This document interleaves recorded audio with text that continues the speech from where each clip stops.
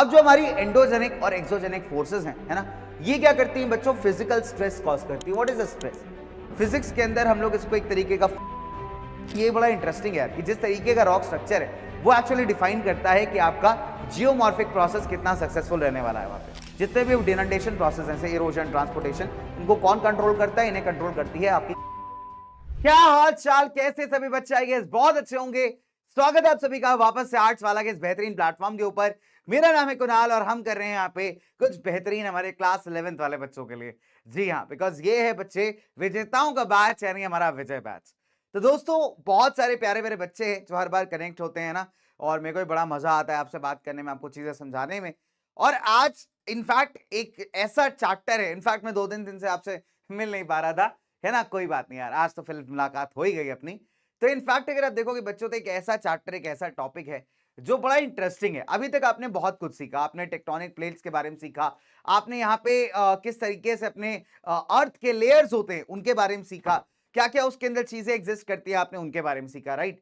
आज हम बात करेंगे about the surface of the अर्थ की। देखिए, बहुत सिंपल सी बात है दोस्तों, अर्थ के लेयर्स और अर्थ के सरफेस में बहुत फर्क है। ठीक है, लेयर्स इनफैक्ट आप वो कह सकते हैं कि मतलब परत है हमारी। हमारी पृथ्वी के अंदर बहुत सारी परतें हैं ना, क्रस्ट, मैंटल, कोर वगैरह। तो हमने उनका स्टडी तो कर लिया कि उसके अंदर क्या क्या चीजें होती हैं, फिर क्या क्या लैंडफॉर्म्स वगैरह आपके बन जाते हैं, या कई बार हमने ये भी पढ़ा कि किस तरीके से वॉल्केनोज वगैरह बनते हैं, राइट। तो वैसे ही अगर हम आज बात करें बच्चों, तो आज हम बात करने वाले हैं एक बहुत ही इंपॉर्टेंट प्रोसेस की, जिसको हम कहते हैं द जियोमॉर्फिक प्रोसेस। तो जियोमॉर्फिक से अगर मैं आपको सिंपल सादी सी भाषा में समझाऊं, तो हम ये बात करेंगे कि यार हमारे अर्थ के सरफेस के ऊपर, जो अपना अर्थ का सतह है ना, उसके ऊपर क्या क्या एक्टिविटीज बेसिकली होती हैं, राइट। चलिए, तो लेट्स टॉक अबाउट दिस। फटाफट से बात कर लेते हैं हमारे जियोमॉर्फिक प्रोसेस के। ओ भाई, ये तो काफी बड़ा हो चुका है पेन अपना, है ना तो इसको थोड़ा छोटा कर लेते हैं यार, ठीक है। चलो, तो लेट्स राइट डाउन। तो भाई, जियोमॉर्फिक प्रोसेस तो देखिए बहुत ही सिंपल है, एक बहुत ही प्यारा, एक बहुत ही बढ़िया सा प्रोसेस, ठीक है, जिसमें हम ये देखेंगे कि यार अपनी सॉइल्स कैसे बनती हैं, हम ये देखेंगे कि इरोजन कैसे होता है, वेदरिंग क्या चीज होती है।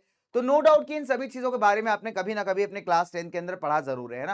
क्लास 9 में हमने पढ़ा है कि वेदरिंग का मतलब क्या होता है दोस्तों, जब चीजें टूटती हैं, खासकर पत्थर आपके टूटते हैं, राइट। आपने सॉइल फॉर्मेशन के बारे में पढ़ा है। लेकिन इन सब चीजों के पीछे ना मल्टीपल फैक्टर्स है।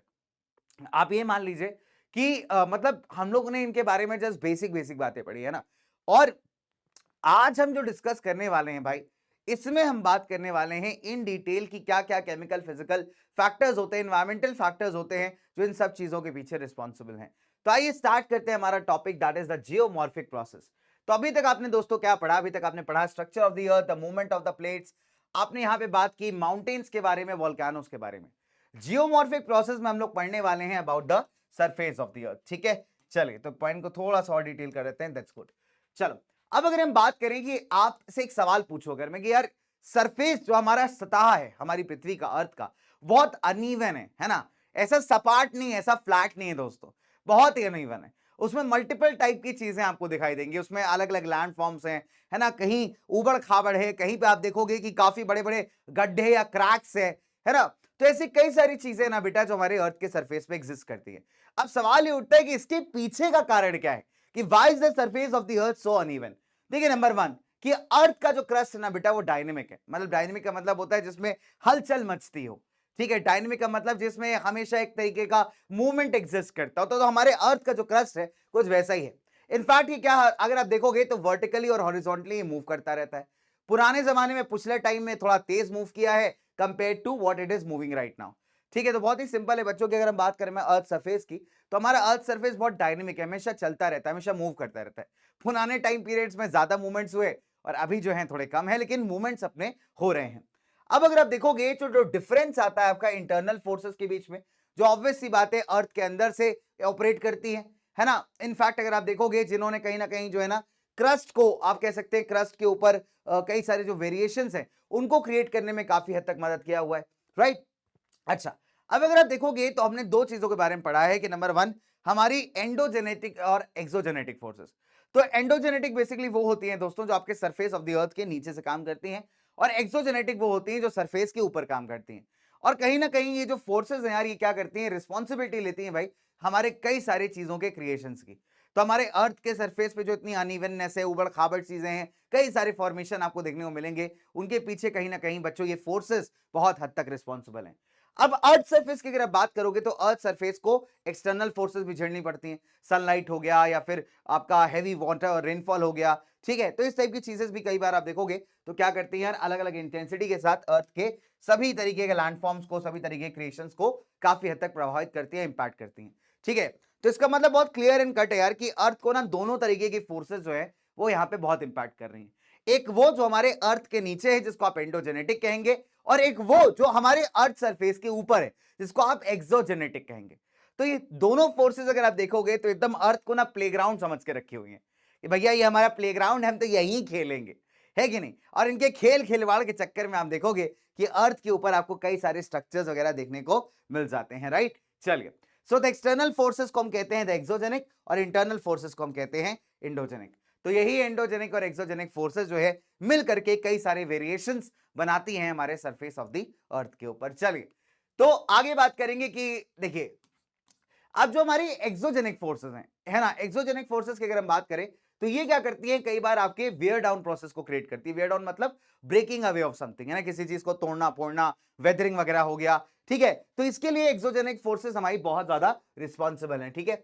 तो ये लोग क्या करती हैं, कई बार आपने देखा होगा कि जो हमारा रिलीफ पैटर्न्स होते हैं, रिलीफ पैटर्न मतलब अपने अलग अलग टाइप के फिजिकल फीचर, पहाड़ प्लाटियो वगैरह, है ना, तो इनको कई बार ब्रेक डाउन करती हैं, इनको तोड़ने का काम करती हैं, वेदर करने का काम करती हैं। एंड कई बार आप देखेंगे जो एग्रेडेशन होता है, मान लीजिए डिप्रेशन या गड्ढे क्रिएट हो जाते हैं कई बार, तो इनको फिल करने का भी काम करती हैं। सो दोनों तरीके का काम करती हैं हमारी एक्सोजेनिक फोर्सेस। अब जो फिनोमेना है आपका of wearing down of relief variations on the surface of the earth, erosion की वजह से, इसे हम कहते हैं ग्रेडेशन। क्या बोलते हैं इसको बेटा हम लोग, ग्रेडेशन। तो ग्रेडेशन का मतलब क्या है, ग्रेडेशन का मतलब है बेटा वो प्रोसेस जिसके थ्रू आपके जो अलग अलग रिलीफ फीचर्स हैं, चाहे आपके पहाड़ रहे हो, प्लाट्यू रहे हो, प्लेन एरियाज रहे हो, जब इसमें इरोजनल एक्टिविटी होती है, इरोजन मतलब किसी चीज का काट के बाहर ले जाना, है ना, एक तरीके से, तो इसको हम लोग ज्योग्राफी की भाषा में कहते हैं the gradation, that is wearing down of relief variations on the surface of the earth. कैसे, with the help of erosion. अब अगर हम बात करें एंडोजेनेटिक फोर्सेस की बच्चों, या एंडोजेनिक फोर्सेस की, तो ये क्या करती हैं, लगातार आप देखेंगे तो अर्थ पे कई सारे नए क्रिएशंस करती हैं। अब जैसे फॉर एग्जांपल आप ले लीजिए कि मान लीजिए कभी कभी क्या होता है कि अर्थ के कुछ पार्ट्स पे आपको ऐसे ऐसे हिल्स देखने को मिल जाएंगे, या एलिवेटेड पोर्शंस देखने को मिल जाएंगे, ऐसे हाइट में उठे हुए इलाके मिल जाएंगे आपको, ठीक है। तो अगर आप देखोगे तो ये काम किसके, ये काम है आपके एंडोजेनेटिक फोर्सेस के या एंडोजेनिक फोर्सेस के, ठीक है। चल, तो वह बहुत बहुत सिंपल है बच्चों। एंड अगर आप देखोगे इसी वजह से जो है हमारा क्या होता है कि यहाँ पे अर्थ के ऊपर जो अनइवननेस है वो बनी रहती है।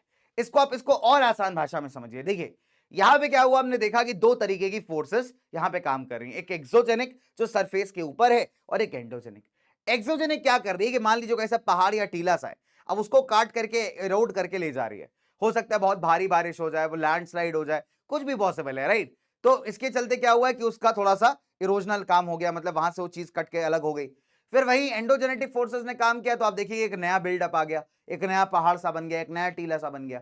तो एज ए रिजल्ट आप देखोगे कि अर्थ कभी ना फ्लैट सरफेस वाली नहीं रहती।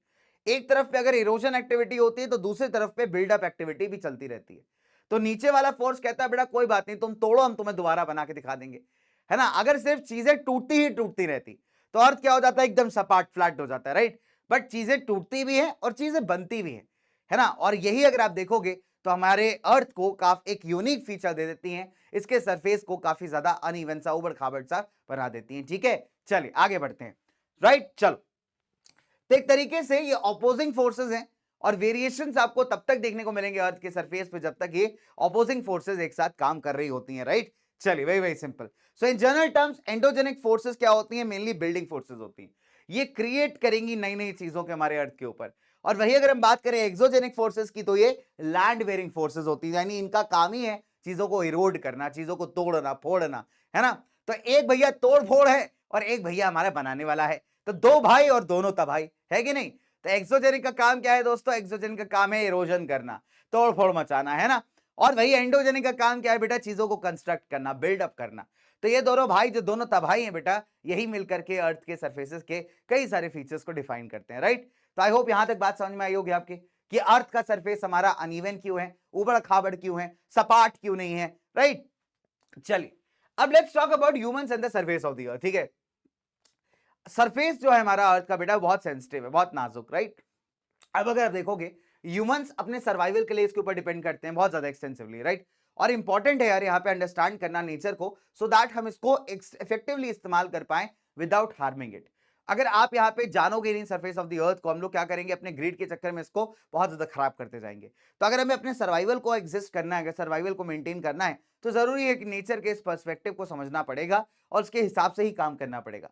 ऑलमोस्ट जितने भी ऑर्गेनिजम्स बेटा हमारे अर्थ पे एग्जिस्ट करते हैं, सभी इसके एनवायरमेंट को मेंटेन करने में मदद करते हैं, ठीक है। जैसे ह्यूमंस ने क्या किया, अगर आप देखोगे तो रिसोर्सेज को एक्सेसिव यूज करने की वजह से बहुत ज्यादा डैमेज कॉज कर दिया एनवायरमेंट को, है ना। ये सब तो हम पढ़ के आ रहे हैं कि यार हमने क्या किया, अपने ग्रीड को सेटिस्फाई करने के लिए इतना ज्यादा एनवायरमेंट इस्तेमाल कर लिया इसके रिसोर्सेज को कि अभी यार बहुत बड़ी प्रॉब्लम्स खड़ी हो गई हैं।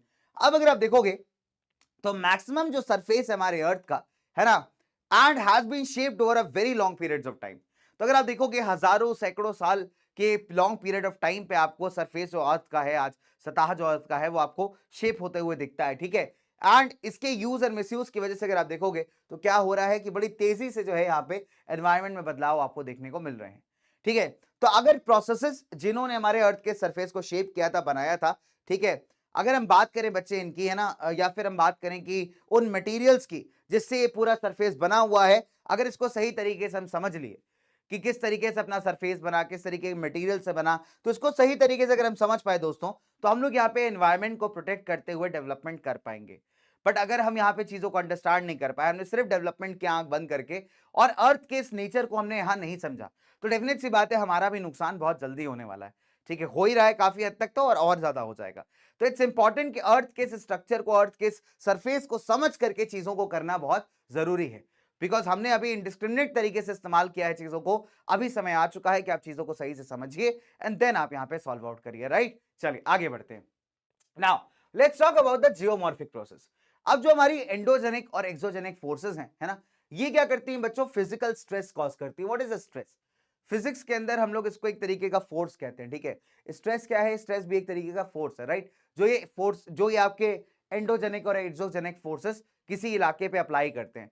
आप ऐसा समझ लीजिए, एक प्रकार का प्रेशर मान लीजिए, एक प्रकार का दबाव मान लीजिए, अगर आसान भाषा में आपको समझना हो तो, ठीक है। चले, और कई सारे जो केमिकल एक्शंस हैं हमारे अर्थ के मटेरियल्स के ऊपर, ठीक है, ये क्या करते हैं यार, हमारे अर्थ के कॉन्फ़िगरेशन में, यानी उसके शेप वगैरह में चेंजेस लेकर के आते हैं, और इन्हें हम कहते हैं द जियोमॉर्फिक प्रोसेस। तो हमने क्या देखा कि हमारे अर्थ के ऊपर ये जो एंडो और जो एक्सोजेनिक फोर्सेस हैं, ये एक्ट करती हैं। साथ ही साथ हमारे अर्थ पे कई सारे मटेरियल्स हैं, इन पे कई सारे केमिकल एक्शंस होते हैं, और इन्हीं की वजह से आपको अर्थ के अंदर वेरिएशंस दिखाई देते हैं, और इन्हीं वेरिएशंस को या इन्हीं शेप्स एंड साइजेस को या फिर इस तरीके के लैंडफॉर्म्स वगैरह को ही हम मिला करके बोलते हैं द जियोमॉर्फिक प्रोसेस, कि जिसकी वजह से ये बना है। और इसमें हम यही स्टडी करेंगे कि क्या क्या वो फैक्टर्स हैं जिसके वजह से आपको अर्थ का सरफेस ऐसा दिखाई देता है। आई बात समझ में दोस्तों यहाँ पे? चलिए, नाउ डायस्ट्रोफिज्म एंड वोल्केनिज्म, ये क्या है? एंडोजेनिक जियोमॉर्फिक प्रोसेस है। डायस्ट्रोफिज्म का मतलब होता है किसी चीज को ऐसा उलट पलट कर देना, ठीक है। एकदम आसान भाषा में समझाऊं मैं आपको तो, किसी चीज को आप ऐसे उलट पलट कर दे रहे हो, दैट इज बेसिकली डायस्ट्रोफिज्म, है ना। अभी हम उसको और डिटेल में समझेंगे, मैंने आपको एकदम देसी भाषा बताया। वोल्केनिज्म हमने पढ़ा ही था, वोल्केनोस की क्रिएशन वगैरह, ठीक है। तो ये किससे बनते हैं? ये बनते हैं आपके एंडोजेनिक जियोमॉर्फिक प्रोसेस से। और वही अगर आप देखोगे वेदरिंग हो गया, यानी पत्थरों का तोड़ा जाना, मास वेस्टिंग है आपका, या फिर इरोजन एक्टिविटी, जब आपकी टॉप सॉइल यहाँ पे जनरली बह के निकल जाती है कहीं पे, राइट, या फिर डिपोजिशन, कि आपके सेडिमेंट्स कहीं पे जाके डिपॉजिट कर दिए गए, तो ये साले आपके जितने भी हैं बेटा, ये एक्सोजेनिक जियोमॉर्फिक प्रोसेस है, बिकॉज ये हमारे सरफेस के ऊपर हो रहे हैं, ठीक है। और वैसे ही वोल्केनिज्म एंड डायस्ट्रोफिज्म अगर आप देखोगे तो सरफेस के नीचे से आपको इसमें एक्टिविटी देखने को मिलती है।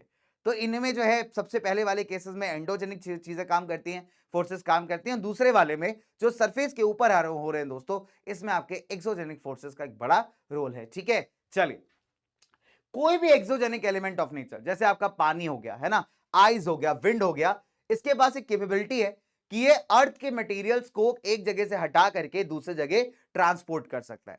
अब मान लीजिए पानी है मालिक, अब पानी जो है क्या हो रहा है कि मान लीजिए नदी बहती आ रही है, अब नदी ऊपर से काफी सारा मिट्टी बहा के ले आई, अब जहां पे नदी का फ्लो काफी कम हो गया, वहां पे नदी क्या करेगी? मिट्टी सारा डिपॉजिट कर देगी, जमा कर देगी, तो डिपोजिशनल फीचर यहां पे क्रिएट कर रही है।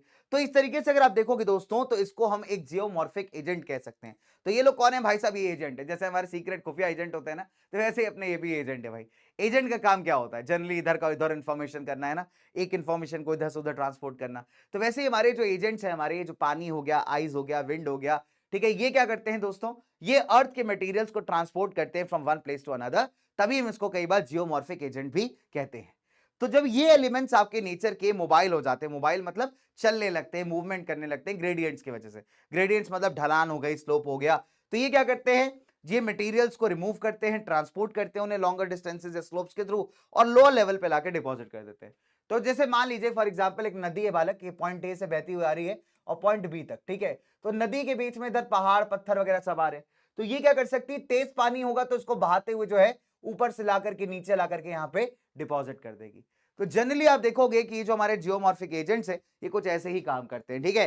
तो जियोमॉर्फिक प्रोसेस, जियोमॉर्फिक एजेंट्स खासकर एक्सोजेनिक वाले, अगर आप देखोगे अगर जब तक ये सेपरेटली ना बताया जाए तो लगभग कई बार जो है ना एकदम आपको एक जैसे ही लगते हैं, बट ये ऐसा नहीं है दोस्तों, ठीक है। तो कई बार लोग कंफ्यूज हो जाते हैं कि जियोमॉर्फिक एजेंट जो है ना और जियोमॉर्फिक प्रोसेस एक चीज है, नहीं है। जियोमॉर्फिक प्रोसेस ना एक बहुत बड़ा अपने आप में आप कह सकते हैं प्रोसेस है, जहां पे आप केमिकल एक्शंस की भी बात कर रहे हो और इन फोर्सेस की भी बात कर रहे हो, और ये जो एजेंट्स हैं ये कुछ काम कर रहे हैं, ट्रांसपोर्ट कर रहे हैं चीजों को, है ना, ऊपर से लेके नीचे आ रहे हैं, एक जगह से दूसरे जगह लेके जा रहे हैं, that's why we call them as geomorphic agents. चलिए अब बात करते हैं फटाफट से इन एजेंट्स के बारे में। A process is a force applied on earth materials affecting the same. तो प्रोसेस क्या है, एक तरीके से अगर प्रोसेस को डिफाइन करें क्या है प्रोसेस, तो प्रोसेस एक तरीके का फोर्स है जो अर्थ के मटेरियल्स पे अप्लाई कर रहे हो जिससे उनके ऊपर एक बढ़िया इंपैक्ट पड़ रहा है, ठीक है।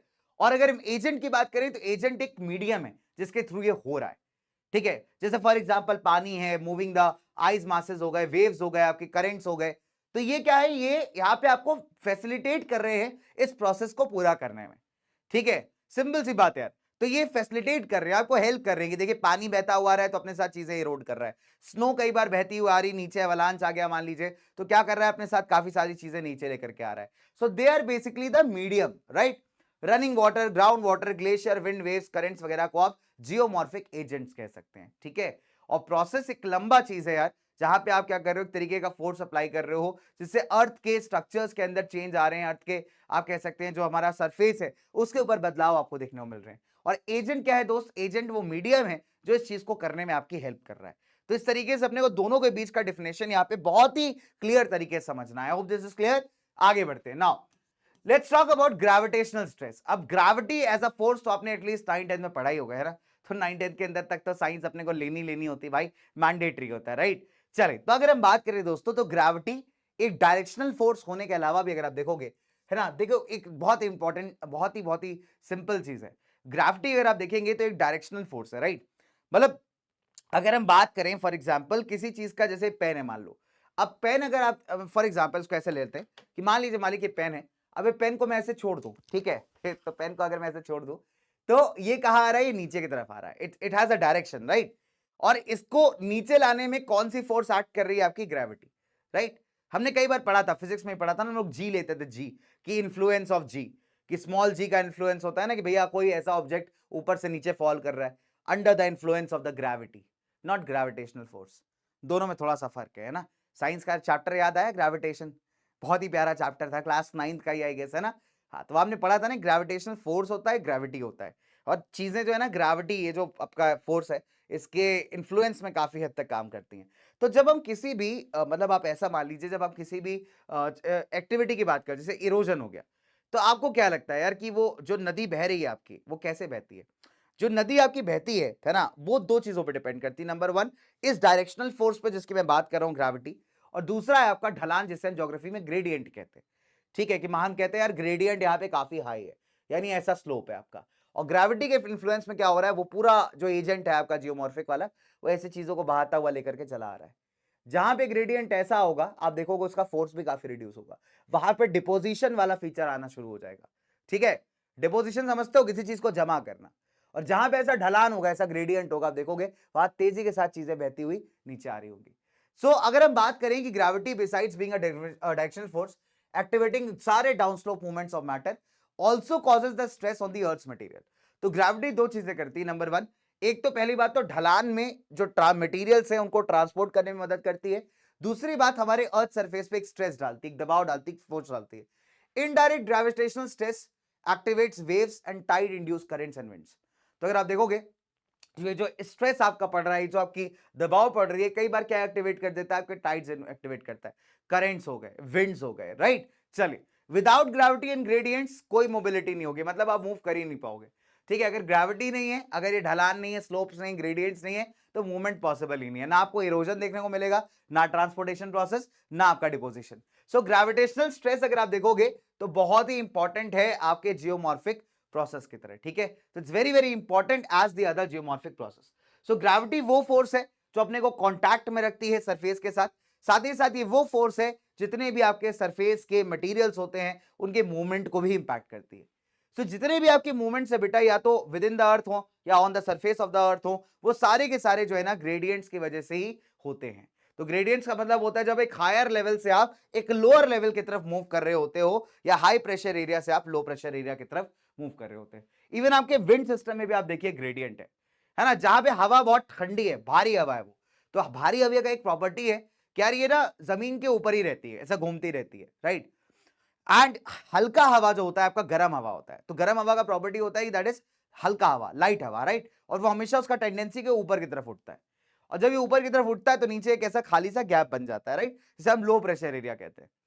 और अगर आप देखोगे जब कभी भी दो इलाकों में प्रेशर डिफरेंसेस आते हैं, मान लीजिए एक तरफ हाई है और एक तरफ आपका लो है, तो आप देखेंगे कि हमेशा ग्रेडियंट कैसा होता है, हाई से लो की तरफ। तो विंड्स आपकी कहां से बहनी स्टार्ट करती है, हाई से लो की तरफ। और विंड अगर बहेगी तो अपने साथ कई सारी एक्टिविटीज भी करेगी। मान लीजिए बहुत तेज विंड है, बहुत तेज हवा चल रही है, तो इरोजनल एक्टिविटी कर सकती है कि नहीं। तो it's very important to understand कि ग्रेविटी और ये जो ग्रेडियंट है भाई, ये दो ऐसे फैक्टर हैं जो आपके जियोमॉर्फिक प्रोसेस को बहुत हद तक इंपैक्ट करते हैं, ठीक है। आई बात समझ में यहां तक, चले आगे बात करते हैं फटाफट, चले मूव फर्दर, आ गया प्रेजेंटर, चले तो लेट्स मूव फर्दर, आगे बात करते हैं, ठीक है। Let's talk about some endogenic processes, ठीक है।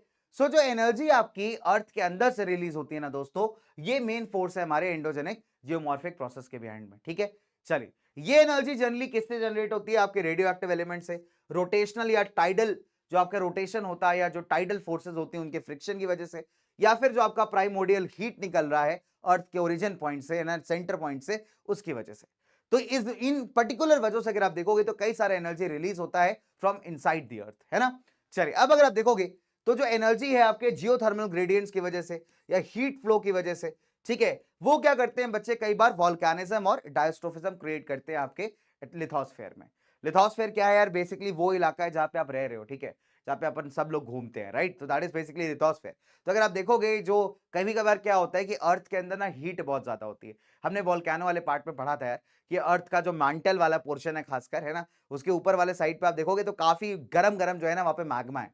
तो वहां पे वो जो जियोथर्मल ग्रेडियंट है, आपका जो हॉटनेस है, वो बहुत तगड़ा है यार। और कई बार आप देखेंगे तो ऐसे ये जो फैक्टर्स हैं आपको सरफेस के ऊपर, मतलब वॉल्केनिक फॉर्म्स में, या फिर आप कह सकते हैं आपके डायस्ट्रोफिज्म फॉर्म्स में देखने को मिलता है, ठीक है। तो वेरी वेरी सिंपल यार, कि आप देखोगे तो हमारे अर्थ के अंदर भी जो एनर्जी रिलीज हो रही है मल्टीपल फैक्टर्स के चलते, वो भी कई सारे सरफेस पे चीजें क्रिएट करती है ना। वेरी वेरी सिंपल, आप देखिए वॉल्केनो जब फटता है तो क्यों फटता है भाई, अंदर से प्रेशर लग रहा है तगड़े लेवल का, है ना। फाइनली उसका जो कैप है, वेंट जिसे आप कहते हैं, वो टक से खुलता है उसका टोपी, और आप देखोगे सारा मैग्मा बाहर आ जाता है, ठीक है। तो ये वी ऑलवेज सी ना, इस टाइप की चीजें होती रहती हैं।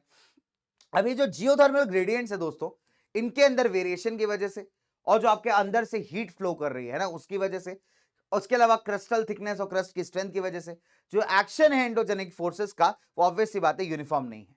एंड इसीलिए अगर आप देखोगे कि हमारी जो टेक्टोनिक प्लेट्स द्वारा क्रस्ट कंट्रोल्ड है, उसका सरफेस बहुत ज्यादा अनइवन है।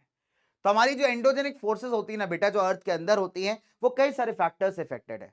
हीट फ्लो की वजह से, क्रस्ट के थिकनेस और उसकी स्ट्रेंथ की वजह से, जो जियोथर्मल ग्रेडियंट है, यानी कहीं पे हीट आपकी बहुत ज्यादा होती है काफी अमाउंट में, उसकी वजह से जो एक्शन है हमारे एंडोजेनिक फोर्सेस का, वो एक जैसा बिल्कुल नहीं है, ठीक है। और इसी वजह से आप देखोगे जो हमारा क्रस्ट है, जिसको कंट्रोल कर रही है हमारी टेक्टोनिक प्लेट्स का मूवमेंट, वो काफी ज्यादा आपको अनइवन सी दिखाई देती है ना, उबड़ खाबड़ से दिखाई देती है, ठीक है। चलिए, तो let's talk about diastrophism in detail, कि बेसिकली यार डायस्ट्रोफिज्म होता क्या है। मैंने आपको एक सीधी भाषा में बताया था कि डायस्ट्रोफिज्म का मतलब होता है उलट पुलट सा हो जाना, ठीक है। अब अगर हम डायस्ट्रोफिज्म को डिफाइन करें कि जितने भी ऐसे प्रोसेस जो कि मूव करते हैं, एलिवेट करते हैं या बिल्डअप करते हैं the portion of the earth crust, उसको हम कहते हैं डायस्ट्रोफिज्म। एलिवेट करने का मतलब होता है किसी चीज को उठा देना, मूव करना मतलब किसी चीज का मूवमेंट, बिल्डअप करना मतलब किसी चीज को कंस्ट्रक्ट करना। तो एक तरीके से आप मान लीजिए उलट पलट हो रहा है पूरे सरफेस ऑफ द अर्थ पे, कहीं कुछ चीज मूव कर रही है, कहीं कुछ बन रहा है, कहीं कुछ क्रिएट हो रहा है, ठीक है, कहीं एकदम से उठ जा रही है कोई हिस्सा अर्थ का। तो ये जो आपके प्रोसेस है बेटा, ये किसके अंडर आते हैं, ये आते हैं आपके डायस्ट्रोफिज्म के अंदर। अब इसमें नंबर 1 ओरोजेनिक प्रोसेस आ जाता है, जहां पे आप माउंटेन बिल्डिंग देखते हो, ठीक है, बिकॉज ऑफ फोल्डिंग एक्टिविटीज, ठीक है। तो अगर आप देखोगे तो अर्थ क्रस्ट को काफी हद तक इंपैक्ट करता है। फिर एपिरोजेनिक प्रोसेस, जहां पे आप देखेंगे कि अर्थ के क्रस्ट के काफी सारे पार्ट जो है ना से अजीब से उठ से जाते हैं, ठीक है, एकदम अनइवन तरीके से ऐसे उठ जाते हैं, काफी ज्यादा कार्व अप हो जाते हैं, ठीक है। अर्थक्वेक फॉर एग्जांपल इसका एक बहुत अच्छा एग्जांपल है, जहां पे अगर आप देखोगे टेक्टोनिक के प्लेट्स के माइनर मूवमेंट्स या कई बार सीवियर मूवमेंट्स अर्थक्वेक्स आपके जनरेट हो रहे होते हैं। प्लेट टेक्टोनिक्स का हॉरिजॉन्टल मूवमेंट अगर आप देखेंगे तो ये सारे किसके एग्जांपल है यार, हमारे डायस्ट्रोफिज्म के। तो कुछ ना कुछ उलट पुलट इधर उधर चल ही रहा है, हलचल सी मच रही है, राइट। कहीं माउंटेन्स बिल्ड हो रहे हैं, कभी आप देखोगे अर्थक्वेक्स क्रिएट हो रहे हैं, कभी अर्थ का कुछ पर्टिकुलर सरफेस ऐसा उठ सा जा रहा है, बिल्डअप एक्टिविटी हो जा रही है, या कई बार आप देखेंगे प्लेट टेक्टोनिक्स का मूवमेंट भी आपको देखने को मिल रहा है। तो एक तरीके से चीजें ना बहुत ज्यादा मोबाइल है, बहुत ज्यादा मूव हो रही है, मूवमेंट बहुत एग्जेसिव हो रहा है, और इसी को हम लोग यहाँ पे क्या कह रहे हैं, द डायस्ट्रोफिज्म, ठीक है। चलिए, तो उलट पुलट से आप इसको दिमाग में रख के चल सकते हैं। आगे बात करें दोस्तों, चलो। अब जब बात की जाए यार ओरोजेनी की, तो ओरोजेनी का मतलब होता है सिंपल यार माउंटेन बिल्डिंग प्रोसेस, ठीक है, जैसे आपके माउंटेन्स वगैरह बिल्ड हो रहे होते हैं, ठीक है। सो अगर हम बात करें ओरोजेनी प्रोसेस में, तो क्रस्ट क्या होती है, बहुत सीवियरली डिफॉर्म होती है। हमने हिमालयाज के फॉर्मेशन को पढ़ा था ना, हिमालयाज में हमने क्या पढ़ा कि यार देखिए दो चीजें थी, कि दो टेक्टोनिक प्लेट्स हैं, कन्वर्ज कर रही हैं, एक दूसरे की तरफ मूव कर रही है। तो जनरली ऐसे में क्या हुआ कि जो हमारी ज्यादा बड़ी वाली प्लेट थी, यूरेशियन प्लेट, जब उससे अपनी इंडियन प्लेट टकराई, इंडियन प्लेट नो डाउट काफी बड़ी थी बट उसके कंपैरिजन में छोटी, और जब कभी भी दो प्लेट्स इस तरीके से आपस में टकराती हैं, तो आप देखेंगे कि जो बड़ा वाला जो ज्यादा डेंस प्लेट है वो थोड़ा नीचे की तरफ झुकता है, और उससे जो लाइटर प्लेट है वो ऊपर की तरफ उठती है। तो जब ये आपका डेंस प्लेट या ज्यादा हैवी वाला प्लेट जब नीचे की तरफ झुकता है, तो उसको हम कहते हैं सबडक्ट होना, सबडक्शन जोन। और ये अगर आप देखोगे जो हल्का वाला प्लेट है, हल्का सा ऊपर की तरफ ऐसा उठता है, तो एक ना ऐसा फोल्ड क्रिएट हो जाता है। आप खुद देख पा रहे होंगे इसको, क्या हो रहा है, किस तरीके से फोल्ड क्रिएट हो रहा है, और फोल्डिंग प्रोसेस से आप देखेंगे कई सारे माउंटेन्स यहां पे क्रिएट होते हैं, राइट। तो एक तरीके से अगर आप देखोगे तो क्रस्ट क्या हो रही है, बहुत तेजी से डिफॉर्म हो रही है, फोल्ड बन रहे हैं, एंड एपिरोजेनी की वजह से क्या हो सकता है कि सिंपल डिफॉर्मेशन। तो ओरोजेनी में काफी सीवियर डिफॉर्मेशन आपको देखने को मिलता है, और एपिरोजेनी में अगर आप देखेंगे तो नॉर्मल डिफॉर्मेशन, मतलब थोड़ा बहुत तोड़फोड़ देखने को मिलती है। ओरोजेनी एक माउंटेन बिल्डिंग प्रोसेस है, वेरेस एपिरोजेनी एक कॉन्टिनेंटल बिल्डिंग प्रोसेस है। तो एपिरोजेनी से बनते हैं यार कॉन्टिनेंट्स, और ओरोजेनी से बनते हैं आपके माउंटेन्स। और आपको पता है कि माउंटेन्स एंड कॉन्टिनेंट्स में काफी फर्क है, अगर हम एलिवेशन की बात करें, हाइट्स की बात करें, ठीक है। तो as a result content building में आप देखोगे कॉन्टिनेंट के अंदर आपको बहुत ज्यादा क्रस्ट का तोड़फोड़ मचाओ नहीं दिखेगा, है ना, बट माउंटेन बिल्डिंग में बहुत ज्यादा होता है, ठीक है, काफी क्रस्ट आपकी बदलती, काफी चेंज करती है। अब ओरोजेनी की प्रोसेस से, एपिरोजेनी की प्रोसेस से, जो अर्थक्वेक है आपका, प्लेट टेक्टोनिक्स है ना, इसकी वजह से अगर आप देखोगे तो काफी सारे वेरिएशंस हमारे सरफेस पे क्रिएट होते हैं। कहीं मान लीजिए दो प्लेट टेक्टोनिक्स यानी दो टेक्टोनिक प्लेटें एक दूसरे से काफी अलग डाइवर्ज कर गई, एकदम ऐसे मूव कर गई, तो बीच में एकदम बड़ा सा गैप आ जाएगा, उसको हम फॉल्ट कह सकते हैं, ठीक है। जैसे कई सारे फॉल्ट्स आपको देखने को मिलेंगे, राइट। फ्रैक्चर हो सकती है, कहीं से क्या होता है, क्रस्ट आपकी टूट सी जाती है, सो हम कहते हैं फ्रैक्चर हो गई अपनी क्रस्ट। तो ये मल्टीपल चेंजेस आपको देखने को मिलते हैं ऑन द सरफेस ना। जितने भी प्रोसेस है बेटा, ये क्या करते हैं, प्रेशर डालते हैं, वॉल्यूम एंड टेम्परेचर, इसको पीवीटी कहते हैं बच्चों, ये यहाँ पे चेंज होता है, which in turn starts the metamorphism of rocks, ठीक है। आप इसका मतलब समझिएगा ध्यान से।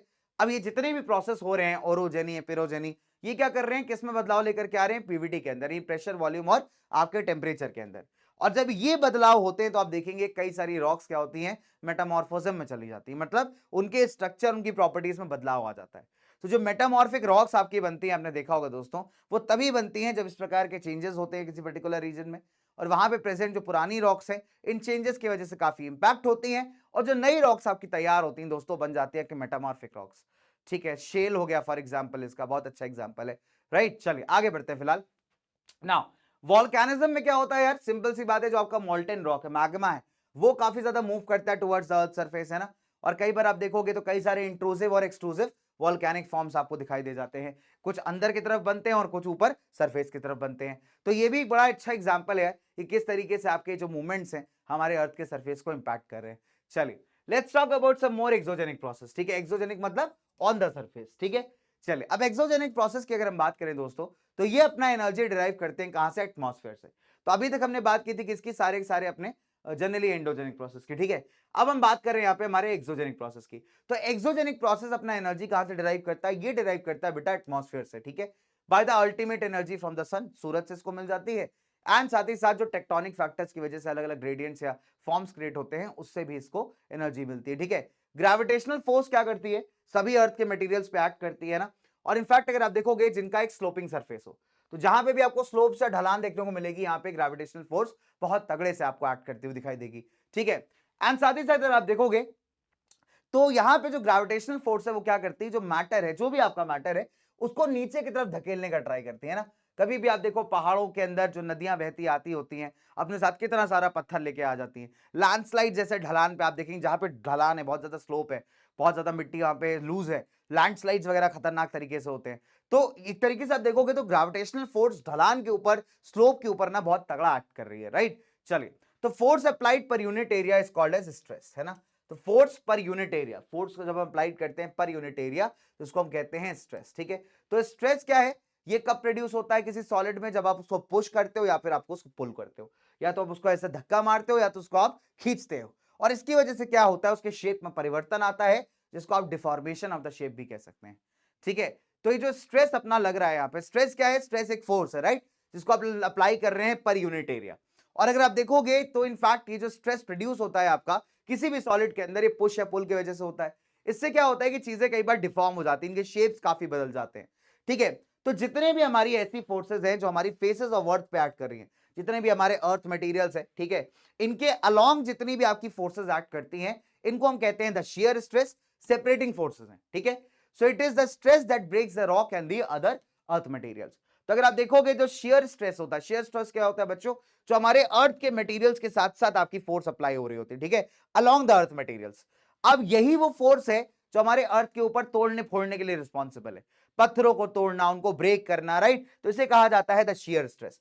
अब शियर स्ट्रेस की वजह से क्या होता है यार, एक तरीके का एंगुलर डिस्प्लेसमेंट या फिर आपको स्लिपेज देखने को मिलता है ना। एक एंगुलर लेवल पे आपको डिस्प्लेसमेंट, मतलब चीजों का थोड़ा सा डिफरेंशिएशन आप मान लीजिए, या फिर ऐसा मान लीजिए कि चीजों का एक जगह से दूसरी जगह का मूवमेंट आपको यहाँ पे देखने को मिलता है, राइट। तो that is because of the shear stress. अब ग्रेविटेशनल स्ट्रेस के अलावा अगर आप देखेंगे, जो अर्थ मटेरियल्स होते हैं ना बेटा आपके, वो मॉलिक्यूलर स्ट्रेस को भी फेस करते हैं, जो कई सारे फैक्टर्स के चलते यहां पे हो सकता है, जिसमें टेम्परेचर चेंज होना, किसी चीज के क्रिस्टल ऐसे पत्थर जैसे बन जाना, या मेल्टिंग हो जाना, ये बहुत कॉमन है। तो दो तरीके के स्ट्रेस आपको देखने को मिल रहे हैं, जो दो तरीके की फोर्सेस आपको देखने को मिल रही हैं जो हमारे अर्थ के मटेरियल्स एक्सपीरियंस कर रहे हैं।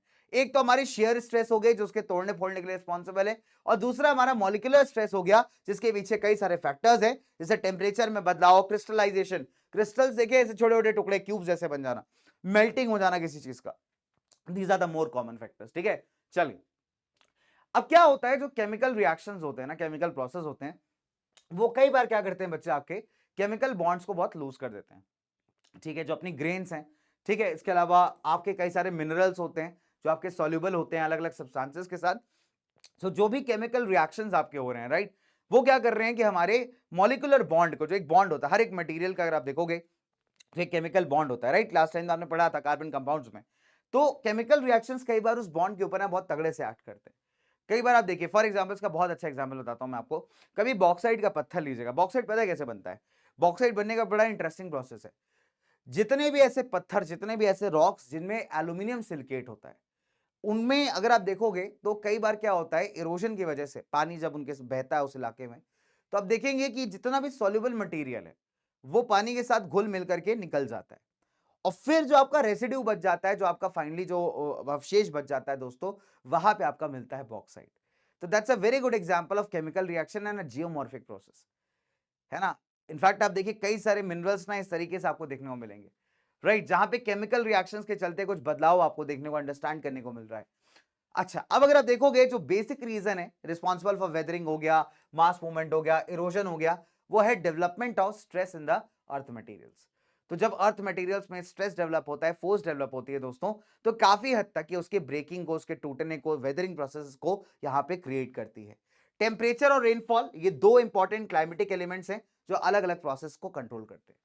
तो हमने कुछ केमिकल एलिमेंट्स देखे, कुछ हमने टेम्परेचर और प्रेसिपिटेशन या रेनफॉल जैसे वेदर या क्लाइमेट एलिमेंट्स देखे, जो हमारे इन प्रोसेसेस के पीछे रिस्पॉन्सिबल हैं। कौन से? एक्सोजेनिक प्रोसेस, ठीक है। चलिए, लेट्स कम टू डिनंडेशन। अब देखिए डिनंडेशन क्या होता है भाई। तो जितने भी आपके एक्सोजेनिक प्रोसेस है ना, ये सारे के सारे इनको एक जनरल टर्म्स में डिफाइन करते हैं, दैट इज डिनंडेशन। अब आपने कई बार पढ़ा होगा क्लास 10 का पहला चैप्टर रिसोर्स एंड डेवलपमेंट, उसमें जब सॉइल इरोजन का डेफिनेशन आया तो एनसीईआरटी ने क्या लिखा, the denudation of the top soil cover. Denudation, removing, तोड़ना, वेदरिंग, ये तो हम पढ़ते आ रहे हैं एक्सोजेनिक में अभी तक। तो हमने क्या किया है कि जितने भी जियोमॉर्फिक प्रोसेस है एक्सोजेनिक वाले, इनको एक जनरल टर्म डिनंडेशन के नाम से हमने यहां पे रेफर कर दिया। तो डेन्यूड करने का मतलब होता है किसी चीज को अनकवर कर लेना, कपड़ा उतार देना ऐसे बिल्कुल किसका, पत्थर का, ठीक है, उसको अनकवर कर देना, स्ट्रिप कर देना, उसको तोड़ देना एक तरीके से, दैट इज व्हाट डेनंडेशन मींस। ठीक है, चलिए, तो वेदरिंग हो गया, मास मूवमेंट जिसको आप वेस्टिंग मूवमेंट्स भी कहते हैं, मास वेस्टिंग मास मूवमेंट कहते हैं, इरोजन हो गया, ट्रांसपोर्टेशन हो गया, ये जितने भी प्रोसेस आपको दिखाई दे रहे हैं जियोमॉर्फिक वाले, ये सब डिनंडेशन का ही पार्ट है। ठीक है, तो एक कॉमन टर्म हमने यहां पे रख दिया है इसके लिए, दैट इज डिनंडेशन। याद रहेगी ये बात, आगे बढ़े। तो देखिए डिनंडेशनल प्रोसेस कैसे हो सकता है, एक फ्लोचार्ट से आप समझते हैं इसको फटाफट से, देखिए ध्यान से देखिए सब बच्चे। प्रोसेस जैसे वेदरिंग है ना, और वेदरिंग में अगर आप देखोगे ड्राइविंग फोर्स क्या होता है, ग्रेविटेशनल, मॉलिक्यूलर स्ट्रेस या फिर केमिकल एक्शंस। मास मूवमेंट्स हो गए, ग्रेविटेशनल फोर्स की वजह से होता है। फिर इरोजन या ट्रांसपोर्टेशन एक्टिविटी हो गई तो आपके काइनेटिक एनर्जी की वजह से होता है। तो अगर आप देखोगे डिनंडेशनल प्रोसेसेस हैं कई सारे हमारे, और इसके पीछे लगने वाले फोर्सेस हैं वो काफी इंपॉर्टेंट। तो ये क्वेश्चन आपसे पूछ सकता है कई बार कि यार इस पर्टिकुलर प्रोसेस के पीछे कौन सा फोर्स यहाँ ऐड कर रहा है। तो याद रखिएगा कि वेदरिंग के पीछे जो है, तोड़ने फोड़ने के पीछे आपका स्ट्रेस बहुत एक्टिव है, चाहे मॉलिक्यूलर रहा हो, चाहे वो ग्रेविटेशनल रहा हो, या केमिकल एक्शंस रहे हो। ठीक है, मास मूवमेंट्स के लिए ग्रेविटेशनल फोर्स और ट्रांसपोर्टेशन इरोजन के लिए काइनेटिक एनर्जी। काइनेटिक एनर्जी का मतलब समझते हो, काइनेटिक एनर्जी का मतलब होता है जब कोई भी चीज मूव करती है ना बच्चे, तो उसके मूवमेंट में जो एनर्जी होती है आपकी, राइट। जैसे मान लीजिए पेन ऐसा रखा हुआ है, ठीक है, पेन एकदम स्टेशनरी है, ऐसे रखा हुआ है, तो मैं ये कह सकता हूं कि पेन के अंदर एक स्टोर्ड एनर्जी, इसको हम कहेंगे पोटेंशियल, राइट। और इसी पेन को अगर मैं ऐसे गिराना शुरू कर दूं तो ये पोटेंशियल कन्वर्ट हो जाएगा किसमें, काइनेटिक में। जब कोई बॉडी यहां पे मूव कर रही होती है, उसका मूवमेंट हो रहा होता है, राइट, तो हम कहते हैं भाई उसके अंदर काइनेटिक एनर्जी है। और जब वो स्टेशनरी है, ऐसे ऐसे खड़ी रहती है, राइट, तब उसके अंदर हम लोग कहते हैं यार कि that is the potential energy. ठीक है, आई बात समझ में, चलिए। नहीं नहीं सर, ये ज्योग्राफी में भी है। चलिए, सो डिनंडेशनल प्रोसेस, यहां तक बात समझ में आ गई। देखिए पोटेंशियल और काइनेटिक का खेल पूरा पूरा। अच्छा, अब अगर हम बात करें फटाफट से, लेट्स मूव फर्दर, यार एक्सोजेनिक फोर्सेस और कैसे काम करती है ना। चलिए, तो नंबर 1, अब अलग अलग क्लाइमेटिक रीजन्स के अंदर आप देखोगे बहुत सारे वेरिएशंस आपको देखने को मिलते हैं। ठीक है, so there are different climatic regions, ठीक है, जिसके वेरिएशंस यहां पे आपको उनके थर्मल ग्रेडियंट्स में बहुत ज्यादा देखने को मिलते हैं। थर्मल, जहां ये शब्द आ जाए आपको थर्मल, ठीक है, दिमाग लगा लीजिएगा, हम बात करें किसकी, हीट की।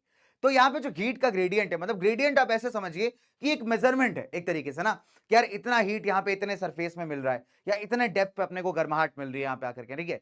तो इस तरीके से हम उसको मेजर कर रहे होते हैं भाई यहाँ पे कितना इसका इलाके में हीट है, गर्मी है, ऐसा करके, राइट। तो देसी भाषा में समझा रहा हूं मैं आपको, बिल्कुल इस तरीके से आप रिमेंबर कर सकते हो कि हाँ सर ये ग्रेडियंट, इस तरीके से हम याद रख सकते हैं। ठीक है, नाउ अब अगर आप देखोगे तो हर एक क्लाइमेटिक रीजन का अपना हीट ग्रेडियंट, थर्मल ग्रेडियंट बहुत अलग होता है ना। इसके रीजन है, बहुत सारी रीजन है, seasonal region, latitude, land and water कैसा है सरफेस के ऊपर, राइट। इसके अलावा एक्सोजेनिक फोर्सेस कैसी हैं, वो भी आप देखोगे रीजन टू रीजन यहाँ पे काफी हद तक वेरी करती हैं। ठीक है, अब जो डेंसिटी है आपका, टाइप है, डिस्ट्रीब्यूशन है वेजिटेशन का, वो भी काफी हद तक डिपेंड करता है रेनफॉल के ऊपर, टेम्परेचर के ऊपर, और ये भी एक तरीके से इन्फ्लुएंस डालता है बेटा आपके डायरेक्टली या इनडायरेक्टली हमारे जियोमॉर्फिक प्रोसेस पे। अब जो आपके अलग अलग क्लाइमेटिक रीजन्स है ना, उनमें अगर आप देखोगे तो लोकल लेवल पे भी काफी वेरिएशन हो सकता है। देखिए ऑब्वियस सी बात है, मान लीजिए फॉर एग्जांपल हम जो है अगर पहाड़ी वेजिटेशन की बात कर ले, ठीक है, पहाड़ों में अगर आप देखेंगे दोस्तों, तो पहाड़ों में मल्टीपल टाइप का वेजिटेशन है, और वो चेंज होता है वहां पे एलिवेशन के साथ साथ, ऑल्टीट्यूड के साथ साथ। तुम 600 से 900 मीटर के हाइट पे खड़े हो तो पेड़ अलग टाइप के मिलेंगे, तुम 1500 मीटर के हाइट पे जाओगे पेड़ अलग टाइप का हो जाएगा, 3000-3500 मीटर के हाइट पे चले जाओगे भाई साहब अलग ही लेवल का पेड़ आपको दिखेगा। कई बार उससे ऊपर जाओगे ग्रासलैंड्स बहुत कॉमन हो जाते हैं। सो ऑल्टीट्यूड वेरिएशंस भी आपके किसी पर्टिकुलर क्लाइमेटिक रीजन में काफी हद तक वे डिपेंड करते हैं, ठीक है, काफी हद तक वेरी करते हैं, है ना। एंड अगर आप देखोगे बच्चों यहाँ पे कि जो हमारा आपका किसी इलाके का ऑल्टीट्यूड है ना, जो उसका हाइट है, जो आपका लैटिट्यूड है ना, काफी हद तक ये डिफाइन करता है आपके इंसुलेशन को भी। इंसुलेशन मतलब कितना अमाउंट ऑफ सनलाइट आप रिसीव कर रहे हो, और ये सारे फैक्टर्स इनफैक्ट इफेक्ट करते हैं आपके वेजिटेशन वाले पार्ट को भी। ठीक है, जैसे अगर आप देखोगे जो नॉर्थ एंड साउथ स्लोप्स होते हैं ना, ढलान होती हैं, उनका जो अमाउंट ऑफ इंसुलेशन या हीट रिसीव्ड है वो काफी डिफरेंट होगा आपके वेस्ट और ईस्ट वाले स्लोप से। ठीक है, फर्दर अगर आप देखोगे विंड वेलोसिटीज भी काफी ज्यादा फर्क होती है यहाँ पे, विंड का डायरेक्शन भी काफी अलग होता है, जो प्रेसिपिटेशन किसी इलाके को मिल रहा है उसमें भी आपको काफी वेरिएशन को देखने को मिलते हैं। ठीक है, कि कहीं पे आप देखेंगे बहुत ज्यादा बारिश हो रहा होता है, कहीं बहुत कम बारिश हो रहा होता है। तो ये जो रिलेशन है प्रेसिपिटेशन के बीच में, इवापोरेशन के बीच में, जो डेली रेंज है आपका टेम्परेचर का कि सुबह कितना है शाम कितना है, फ्रीजिंग एंड थॉइंग फ्रीक्वेंसी, कितने टेम्परेचर्स पे कोई इलाका फ्रीज हो रहा है, वहां पे बर्फबारी आपको देखने को मिल रही है ना, कि फ्रॉस्ट कितना, फ्रॉस्ट मतलब व्हाइट व्हाइट से सब्सटेंस जम जाता है, कितने डेप्थ तक, कितने गहराई तक वो जम रहा है, ठीक है। तो ये अगर आप देखोगे तो जियोमॉर्फिक प्रोसेसेस, ये सारी चीजें किसी एक क्लाइमेटिक रीजन में भी बहुत ज्यादा वेरी कर सकती हैं, ठीक है। मान लो जो ठंडा इलाका है, अब ठंडे इलाके में भी पूरे जगह एक जैसा ठंडा आपको नहीं मिलेगा, नीचे हाइट पे आओगे कम मिलेगा, ऊपर जाओगे ज्यादा मिलेगा, वेजिटेशन उसी के हिसाब से डिफर करेगा। जो ढलान इलाके, मान लीजिए पहाड़ों के भी ढलान है, northern side, west southern side, eastern side, western side, तो हर एक तरफ के ढलान का अगर आप देखोगे तो उसके लोकेशन के चलते, उसके हाइट के चलते जो अमाउंट ऑफ सनलाइट वहां पे मिल रही है वो भी काफी डिफरेंट होगी। फिर रेनफॉल बहुत इंपॉर्टेंट है। आप देखिए पहाड़ का वो सरफ, मतलब पहाड़ का अगर मान लीजिए फॉर एग्जाम्पल पहाड़ है, ठीक है, अब पहाड़ में उस साइड पे बारिश आपको ज्यादा देखने को मिलेगी जहां पे विंड्स स्टॉप हो रही है, ठीक है, इसको हम विंडवर्ड साइड करते हैं। और वहीं जो दूसरा हिस्सा है पहाड़ का जहां पे विंड्स नहीं पहुंच पा रही है, वहां पे आप देखोगे काफी कम बारिश होगी। तो ये जो जियोमॉर्फिक प्रोसेस है यार, इसमें किसी एक क्लाइमेटिक रीजन के अंदर, इसमें आपको मल्टीपल वेरिएशंस देखने को मिल सकते हैं वहां के लोकल कंडीशंस के हिसाब से भी, ठीक है। चल नाउ, अब climatic factors being equal, the intensity of the action of exogenic geomorphic process depends upon type and the structure of rocks.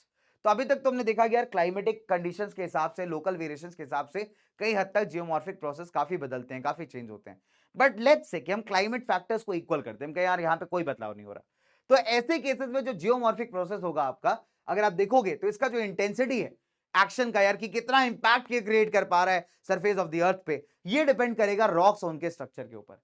अब जो टर्म स्ट्रक्चर है यहाँ पे, इसमें हम कई सारी चीजें ऐड करेंगे, मतलब रॉक में फोल्ड कितने हैं, गैप्स कितने, फॉल्ट कितने हैं, इनका ओरिएंटेशन कैसा है ना, कितना इंक्लिनेशन, कितना ढलान यहाँ पे है आपके पास, ठीक है, इनका जो बेड है, रॉक बेड जहां से, मतलब उसमें कितना इंक्लाइन है, जॉइंट्स है कि नहीं, है ना, बीच में जोड़ है कि नहीं, ठीक है, बेडिंग प्लेन्स कैसे हैं इनके, हार्डनेस है, सॉफ्टनेस कैसा है इनके मिनरल्स का, केमिकल इन्फ्लुएंस क्या है मिनरल्स के ऊपर, ठीक है, परमिबिलिटी मतलब कितना पोरस है, कितना अंदर तक रॉक के कोई सामान जा पा रहा है, ठीक है, ठीक है, इम्परमेबिलिटी मतलब किस में कितना नहीं जा पा रहा, ये सारे फैक्टर्स अगर आप देखोगे तो यहां पे डिफाइन कर रहे होते हैं आपके जियोमॉर्फिक प्रोसेस को, ठीक है।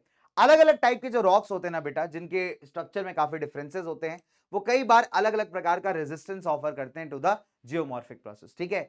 अब पर्टिकुलर रॉक हो सकता है कि एक प्रोसेस को लेकर बहुत रेजिस्टेंट हो और वही दूसरे प्रोसेस को लेकर के बहुत ज्यादा एक्टिव हो। तो यहां पे आप देखोगे ये बड़ा इंटरेस्टिंग है यार, कि जिस तरीके का रॉक स्ट्रक्चर है वो एक्चुअली डिफाइन करता है कि आपका जियोमॉर्फिक प्रोसेस कितना सक्सेसफुल रहने वाला है वहां पे। कुछ स्ट्रक्चर्स ऐसे हो सकते हैं जो हो सकता है एक प्रोसेस को सपोर्ट करें और दूसरे को अपोज करें, है ना। Underlying climatic conditions, particular rocks क्या करते हैं, अलग अलग डिग्रीज ऑफ रेजिस्टेंस को शो करते हैं। रेजिस्टेंस मतलब एक तरीके से विरोध करना, है ना, सिंपल सीधी भाषा में समझाओ तो। अगर आप क्लाइमेटिक कंडीशंस को देखें तो कई बार जो कई सारे रॉक्स होते हैं ना, वो अलग लेवल का रेजिस्टेंस शो करते हैं जियोमॉर्फिक प्रोसेसेस को, एंड हेंस अगर आप देखोगे तो अलग अलग रेट्स पे ये लोग यहाँ पे क्या करते हैं बच्चे, ऑपरेट करते हैं। तभी आप देखोगे आपको हर इलाके का जो टोपोग्राफी, उसका रिलीफ इलाका है, फीचर है, वो काफी ज्यादा डिफरेंस देखने को मिलता है, ठीक है। चलिए अब देखिए, अगर हम इफेक्ट्स की बात करें मैक्सिमम एक्सोजेनिक जियोमॉर्फिक प्रोसेस की, तो ये काफी स्मॉल एंड स्लो भी है and short span of time में आपको देखने को मिलता है। बट लॉन्ग रन के अंदर अगर आप देखोगे तो ये रॉक्स को सीवियरली इफेक्ट कर सकते हैं बिकॉज ऑफ लगातार फटीग। अब इसको ध्यान से समझिएगा, कहने का मतलब क्या है। देखिए मालिक, हमने क्या पढ़ा कि रॉक का अगर हम क्लाइमेटिक फैक्टर्स को स्टेबल मान लें, तो रॉक का स्ट्रक्चर बहुत इंपॉर्टेंट है इस बात को समझने के लिए कि कौन सा जियोमॉर्फिक प्रोसेस रॉक पे काम करेगा और कौन सा नहीं करेगा। बिकॉज अपने स्ट्रक्चर के हिसाब से रॉक्स अपोज करती हैं, ठीक है, कुछ को एक्सेप्ट करती हैं, कुछ को रिजेक्ट करती हैं। शॉर्ट पीरियड ऑफ टाइम में अगर हम देखें, सिर्फ शॉर्ट पीरियड ऑफ टाइम में, तो शायद ये प्रोसेस बहुत बदलाव ना ला पाए, ठीक है। बट अगर आप लॉन्ग पीरियड ऑफ टाइम में देखेंगे और लगातार सेम चीज होती रहेगी, तो आप देखेंगे रॉक्स में एक इंपैक्ट देखने को मिलेगा। क्यों? बिकॉज एक समय आएगा ना, एक फटीग फैक्टर आएगा, मतलब एक फटीग को हम लोग कहते हैं थकान एक तरीके से। तब एक ही प्रकार की चीज किसी पत्थर पे बार बार बार बार बार बार उसके स्ट्रक्चर पे हो रही है, हिट कर रही है, एक टाइम एक पॉइंट ऐसा आएगा ना जब उस चीज को आप ब्रेक कर पाओगे, and that is the point जहां पे रॉक आपकी इफेक्ट होगी। तो हो सकता है शॉर्ट टर्म के अंदर आपको बहुत ज्यादा चेंजेस ना देखने को मिले, but in the long terms you will experience changes, ठीक है। I hope that's clear. चलो आगे बात करते हैं। फाइनली एक फैक्ट, एक इंपॉर्टेंट फैक्ट जो यहां पे अगर आप देखोगे सरफेस ऑफ द अर्थ पे काफी सारे डिफरेंसेस क्रिएट कर रहा होता है, कि finally one fact that the differences on surface of the earth though originally related to crustal evolution continue to exist in some form, ठीक है। अब अगर आप देखोगे कि एक इंपॉर्टेंट फैक्ट ये है कि यार हमारे सरफेस ऑफ द अर्थ पे जो आपको वेरिएशंस दिखाई दे रहे हैं उसकी क्रस्ट के चलते, ठीक है, ये एक बात हो गई। बट अगर आप देखोगे इसके अलावा भी जो हमारा टाइप एंड स्ट्रक्चर है अर्थ का, मटेरियल्स का, है ना, जो डियोमॉर्फिक प्रोसेस के बीच में डिफरेंसेस हैं, ये भी काफी हद तक डिफाइन करते हैं यार दोस्तों हमारे सरफेस ऑफ द अर्थ को। तो एक तो क्रस्ट की वजह से वेरिएशंस होना, और एक जियोमॉर्फिक प्रोसेस के अंदर भी काफी सारे बदलाव आना, काफी सारे अलग मटेरियल ऑफ द अर्थ में बदलाव होना, ये मल्टीपल फैक्टर्स हैं जो हमारे जियोमॉर्फिक प्रोसेस को यहाँ पे बहुत हद तक इंपैक्ट करते हैं। ठीक है, चलिए let's come to the very important part, that is weathering. तो फटाफट से दोस्तों वेदरिंग पे आते हैं, इससे थोड़ा सा आगे बढ़ेंगे, है ना। वेदरिंग के प्रोसेस को अंडरस्टैंड करेंगे फटाफट से, will talk about mass movement, and फिर हम लोग यहाँ पे टॉक करेंगे कि सॉइल फॉर्मेशन के बारे में। ठीक है, तो थोड़ा सा टॉपिक बचा हुआ है आपका, थोड़ा तो नहीं काफी टॉपिक बचा है बल्कि। ठीक है, कोई बात नहीं है, फटाफट से निपटाते हैं इसको, है ना। सो आई ट्राई कि अगले 10-15 मिनट के अंदर जो है आपके साथ बातों को यहाँ पे और किया जाए। ठीक है, चलिए तो बहुत सिंपल है, लेट्स मूव ऑन फर्दर, आगे बढ़ते हैं फटाफट से। Okay, let's talk about the weathering process. ठीक है, अभी क्या है, अपने को बेस पता है, अपने को एंडोजेनिक एक्सोजेनिक क्या क्या करता है वो पता है। ठीक है, तो अपने को ये आइडिया कि बेसिकली जियोमॉर्फिक प्रोसेस होता क्या है। अब हम यहाँ पे बात करेंगे किसकी, विल टॉक अबाउट वेदरिंग। मैंने बताया था मतलब तोड़ फोड़ करना, ब्रेक अवे करना। तो वेदरिंग क्या है, it's an action of element of weather और क्लाइमेट, है ना, ओवर द अर्थ मटेरियल्स। अब कई सारे यहाँ पे प्रोसेस होते हैं बेटा विद इन द वेदरिंग, जो कि एक तरीके से या तो मिलके काम करते हैं या तो इंडिविजुअली काम करते हैं to affect the earth material. ठीक है, सिंपल सी बात है, इनको तोड़ने के लिए, फ्रैगमेंट करने का मतलब होता है किसी चीज को ब्रेक डाउन कर देना। तो ये अगर हम देखेंगे तो वेदरिंग में अगर आप देखोगे तो कई सारे प्रोसेस जो है वेदरिंग के अंदर काम करते हैं मिलजुल के, कभी कभी इंडिविजुअली, ताकि अर्थ के मटेरियल्स को ब्रेक किया जा सके, तोड़ा जा सके। तो वेदरिंग को आप कैसे डिफाइन करोगे, एज मैकेनिकल डिसइंटीग्रेशन और chemical decomposition of the rocks. Mechanical रूप से डिसइंटीग्रेट करना, तोड़ना, और केमिकल रूप से इनको दबा देना, डिकम्पोज कर देना। ठीक है, through the actions of various elements of weather and climate. ठीक है, अगर आप देखोगे वेरी लिटिल या फिर no motion of materials takes place in weathering, it is a in situ on site process. आप ऐसा मान लीजिए कि वेदरिंग में सिर्फ चीजें टूटती हैं, ट्रांसपोर्टेशन नहीं होता, उनका मूवमेंट आपको देखने को नहीं मिलेगा। तो मूवमेंट वाइज अगर बात करें दोस्तों तो बहुत ही कम या फिर लगभग ना के बराबर मूवमेंट आपको दिखेगा। तो वेदरिंग प्रोसेसेस को अगर आप देखोगे तो कई सारे geological, climatic, topographic, vegetative factors यहाँ पे इफेक्ट करते हैं। क्लाइमेट खासकर इसका बहुत इंपॉर्टेंट है। ठीक है, नाउ अगर आप देख पा रहे हो इस फिगर में तो आपको दिखाई देगा यार कि अलग अलग लेवल ऑफ वेदरिंग है। ठीक है, तो नंबर 1 ये आपका फ्रेश रॉक है। ठीक है, सेकंड पे आ जाइए फटाफट से, तो सेकंड नंबर पे अगर आप देख पाओगे तो ये हमारा जोन है ऑफ द केमिकल ऑल्टरेशन, जहां पे केमिकल चेंजेस आपको दिख रहे हैं। थर्ड नंबर पे आ जाइए, इस वाले सेक्शन पे आ जाइए, तो यहां पे मॉडरेट से लेके अच्छे लेवल का केमिकल बदलाव आपको देखने को मिलता है। चौथे लेवल पे आ जाइए, आपका मिनरल जोन है ना, क्ले मिनरल जोन। पांचवें लेवल पे आ जाइए, यहां पे ऑक्साइड्स ऑफ एल्यूमिनियम आपको डोमिनेटिंग दिखेंगे। ठीक है, तो आप पांचवें लेवल पे आएंगे, आपको डोमिनेटिंग दिखेंगे ऑक्साइड्स ऑफ द एल्यूमिनियम। और छठे लेवल पे जो सॉइल है, आयरन एंड एल्यूमिनियम के ऑक्साइड्स के साथ आपको मिली हुई दिखाई देगी। तो हर एक इलाके में अगर आप देखेंगे प्रेसिपिटेशन के हिसाब से, टेम्परेचर के हिसाब से, जो वेदरिंग प्रोसीजर है उसमें काफी बदलाव देखने को मिलते हैं। उसमें इनफैक्ट आप देख लीजिए काफी ज्यादा चेंजेस देखने को मिलते हैं। इवन जो केमिकल बदलाव या केमिकल ऑल्टरेशंस हैं वो की काफी हद तक चेंज करेंगे with respect to climate factors. ठीक है, चलिए आगे बात करते हैं। तो देखिए वेदरिंग के ना 3 मेजर ग्रुप्स हैं। ठीक है, 3 मेजर ग्रुप्स हैं, केमिकल, फिजिकल, मैकेनिकल या फिर बायोलॉजिकल। और बहुत ही रेयर ऐसा होता है कि any of this process even operate completely by itself. ठीक है, अगर आप देखोगे रेयरली ऐसा होगा कि ये लोग कंप्लीटली अपने आप ही सारा ऑपरेशन करें, बट क्वाइट ऑफन अगर आप देखोगे तो किसी ना एक प्रोसेस की डोमिनेंस आपको दिखाई देगी।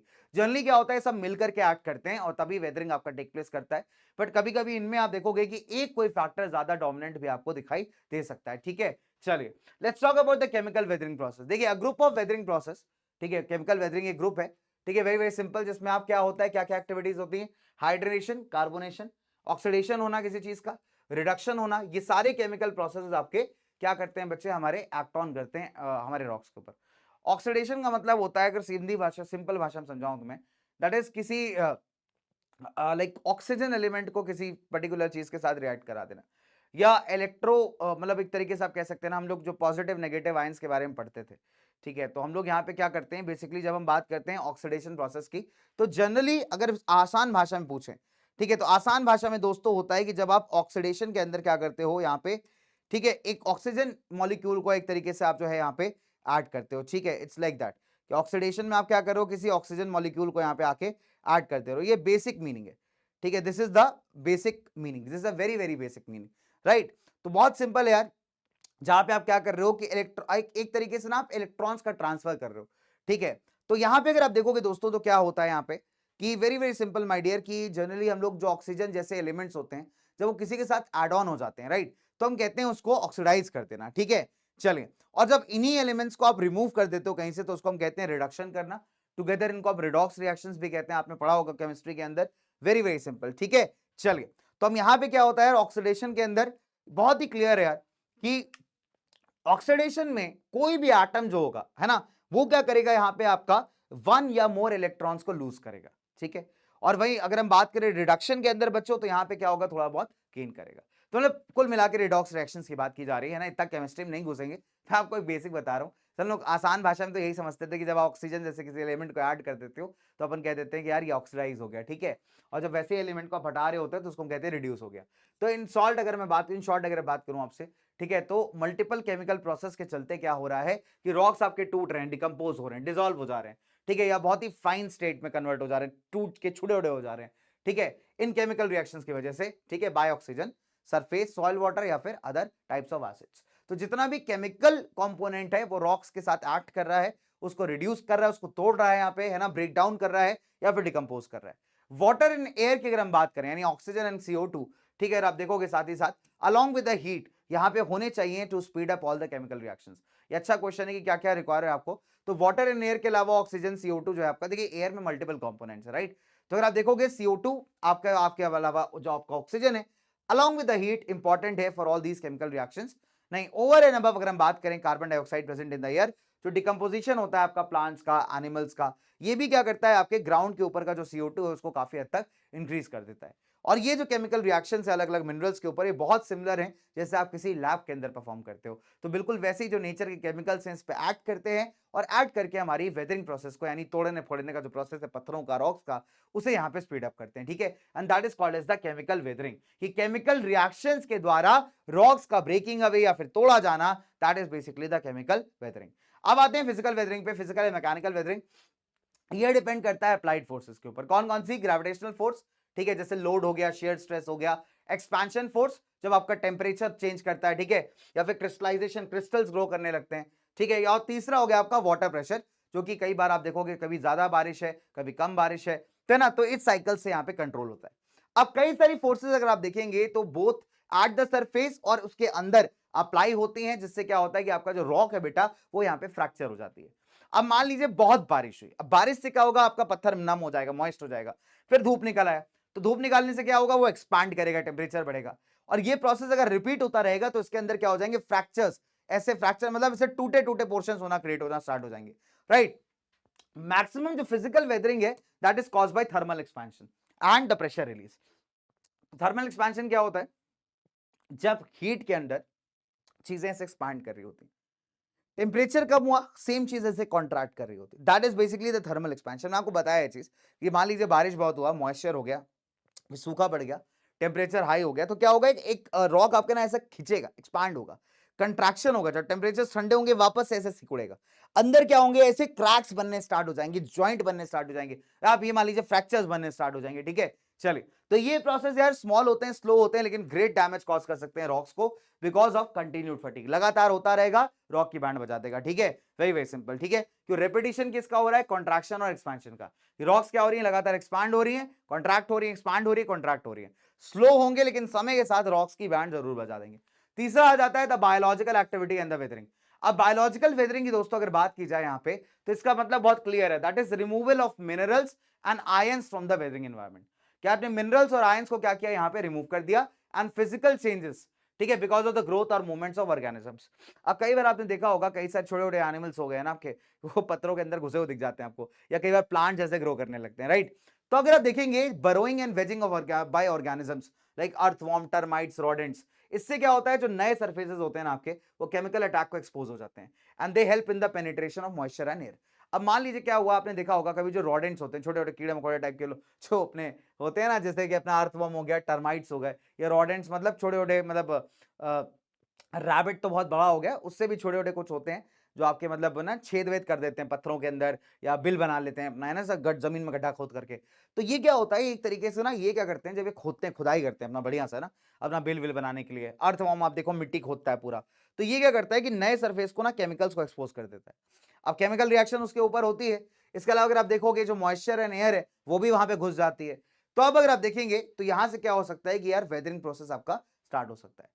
इनफैक्ट ह्यूमंस की बात करें, ह्यूमंस ने भी वेजिटेशन को बहुत डिस्टर्ब किया है। हम लोग क्या खेती बाड़ी करते हैं, सॉइल्स को प्लाव करते हैं, इससे भी क्या होता है यार कि कई तरीके के नए, आप ये मान लीजिए, कॉन्टैक्ट्स बन जाते हैं एयर, वाटर, मिनरल्स और हमारी सॉइल्स के बीच में, अर्थ मटेरियल्स के बीच में, ठीक है। इसके अलावा जो डिकेइंग प्लांट, सड़ जाता है आपका जो प्लांट एनिमल मैटर, वो भी क्या करता है यार, काफी ज्यादा ह्यूमिक, कार्बोनिक और बाकी एसिड्स को बनाने में क्रिएट करता है। जो क्या करते हैं बच्चे, जो डिकेइंग या डिकम्पोजिशन वाला एक्टिविटी होता है उसको ये बढ़ा देते हैं।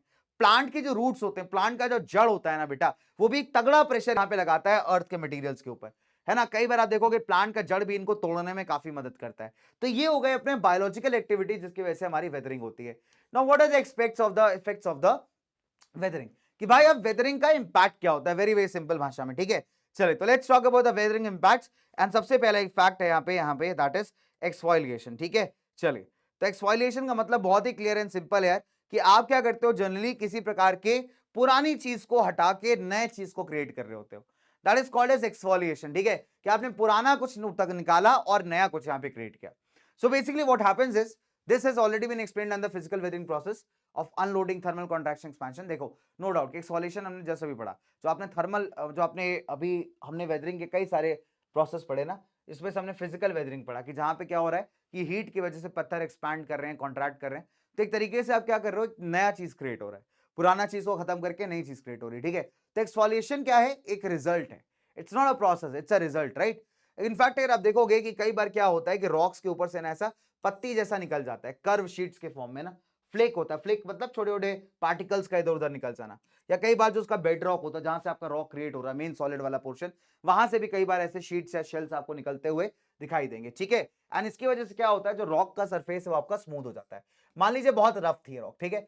अब वेदरिंग प्रोसेस के चलते क्या हुआ कि जो ऊपर का रफनेस था वो निकल गया, तो रॉक अभी क्या हो गई आपकी, बहुत ज्यादा स्मूथ हो गई, है ना, बहुत स्मूथ चिकनी सी हो गई।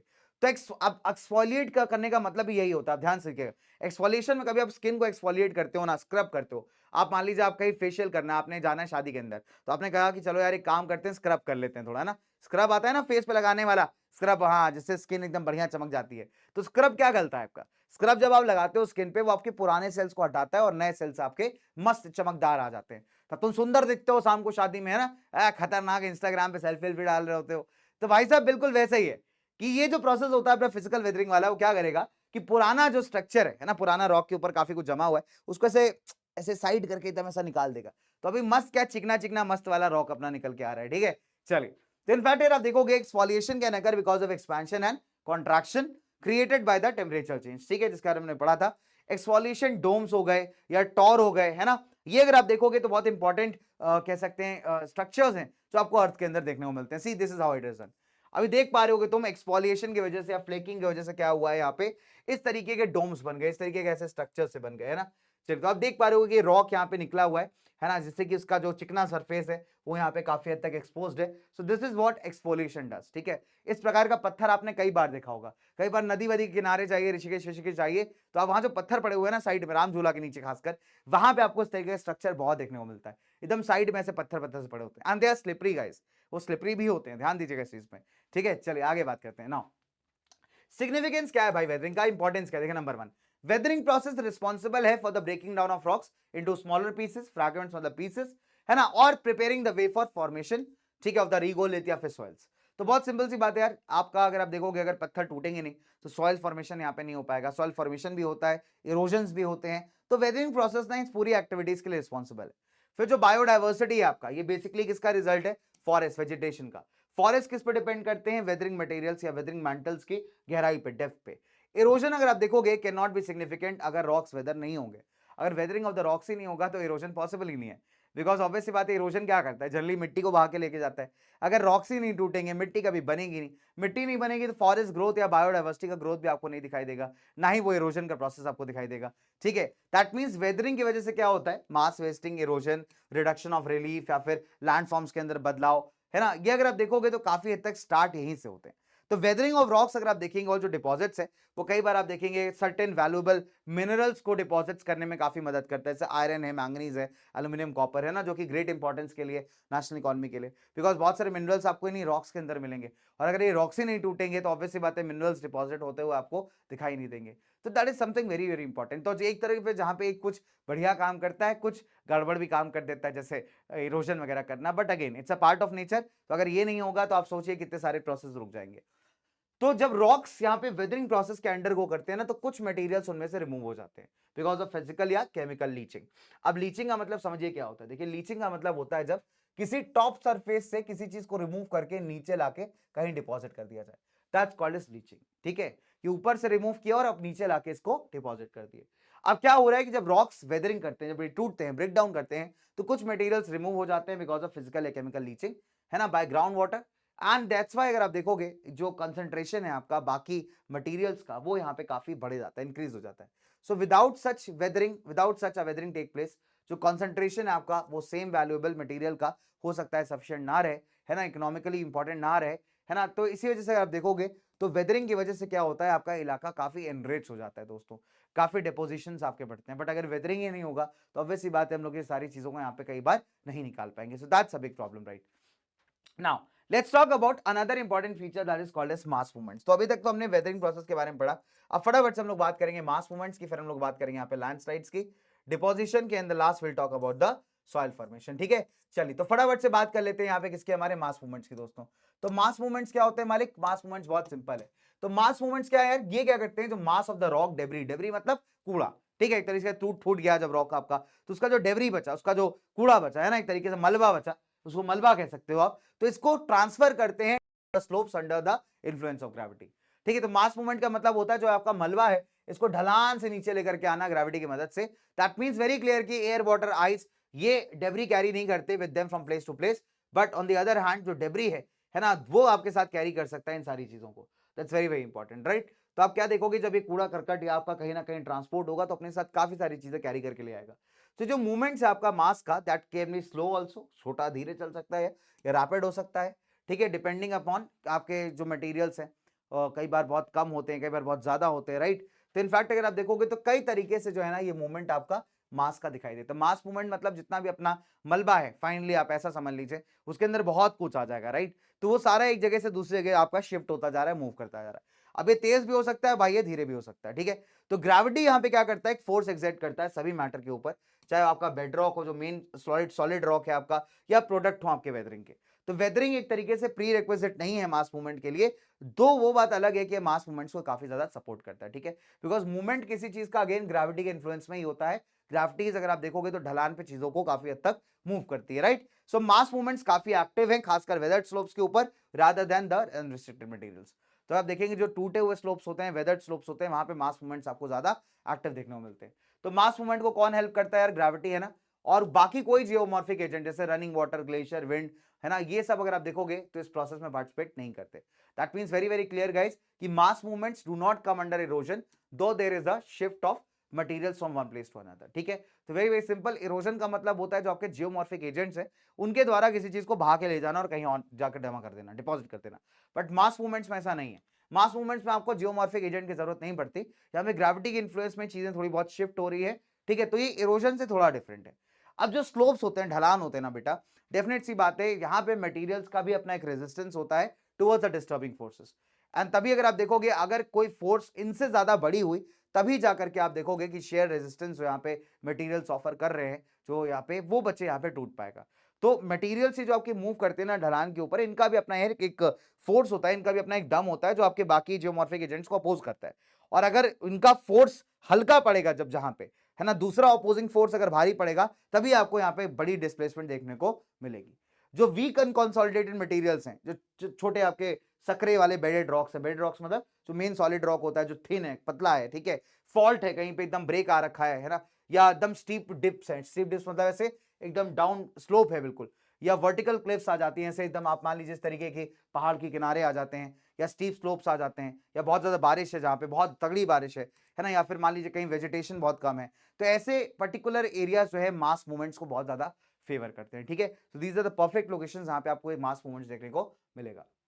नाउ अब अगर आप देखोगे तो इन मास मूवमेंट से पहले भी कई सारी एक्टिविटीज होती हैं जो इनफैक्ट इनको मतलब एक्टिवेट कर देते हैं, मतलब कई सारे ऐसे प्रोसेस होते हैं जो इन मास मूवमेंट्स के पहले होते हैं और ये फाइनली इन मास मूवमेंट्स को काफी सपोर्ट करते हैं, राइट। चलिए, जैसे रिमूवल या of support from below the materials, ठीक है, थ्रू नेचुरल या आर्टिफिशियल मींस। कई बार क्या हो गया कि इन मटेरियल्स के नीचे जिसने इनको सपोर्ट देके रोक रखा था, अगर वो सपोर्ट ही रिमूव हो जाए मटेरियल मीन से या फिर मतलब नॉर्मल मीन से या फिर आर्टिफिशियल मीन से, तो ऑब्वियसली बात है आपका जो मटेरियल हो क्या होगा, मूव करना स्टार्ट कर जाएगा, राइट। चलिए, इंक्रीज इन द ग्रेडियंट, अगर हाइट जो स्लोप का ढलान का स्लोप है उसका हाइट काफी हो जाए, हाइट काफी हो या फिर उसमें ढलान बहुत ज्यादा हो, तो भी आपके मटेरियल्स आसानी से मूव आउट कर जाएंगे। Overloading through addition of materials, ठीक है, नेचुरली बाय और आर्टिफिशियली। मान लीजिए कि जब जरूरत से ज्यादा एक जगह पे मटेरियल इकट्ठा हो गया, है ना, एक लिमिट भी होगा ना भैया एक जगह मटेरियल इकट्ठा होने का, जरूरत से ज्यादा इकट्ठा हो जाएगा मालिक तो क्या करेगा, वो मूव करना स्टार्ट कर देगा, बिकॉज ढलान है, ग्रेविटी है, ठीक है।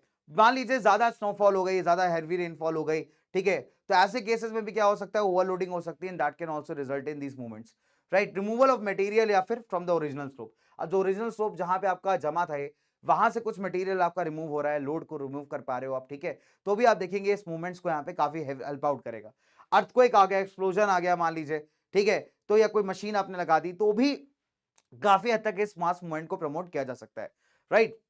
आपका heavy draw down water from the lakes, lakes का पानी है, रिजर्वॉयर्स है, रिवर्स है, ठीक है, जिससे क्या हो रहा है, धीरे धीरे पानी आपका यहाँ पे ढलान से बह रहा है, ठीक है, या रिवर बैंक के किनारे बह रहा है, या फिर आप मान लीजिए नेचुरल वेजिटेशन यहाँ पे रिमूव कर दी गई है, बिकॉज नेचुरल वेजिटेशन क्या करेगी, आपको चीजों को पकड़ के रखेगी, होल्ड करके रखेगी। अगर ऐसे कोई भी फैक्टर्स यहाँ पे आ रहे हैं दोस्तों, तो डेफिनेट सी बात है, आप देखोगे कि ये चीजें मूव करना स्टार्ट करती हैं। नेचुरल सीपेज, सीपेज का मतलब होता है कहीं से लीक आउट करना, तो मान लीजिए कहीं से पानी आपका लीक आउट कर रहा है, राइट, या फिर कुछ और मटेरियल लीक आउट कर रहा है, तो यहाँ पे इस तरीके का कोई भी फैक्टर होगा तो बच्चे मास मूवमेंट्स को काफी हेल्प करेगा।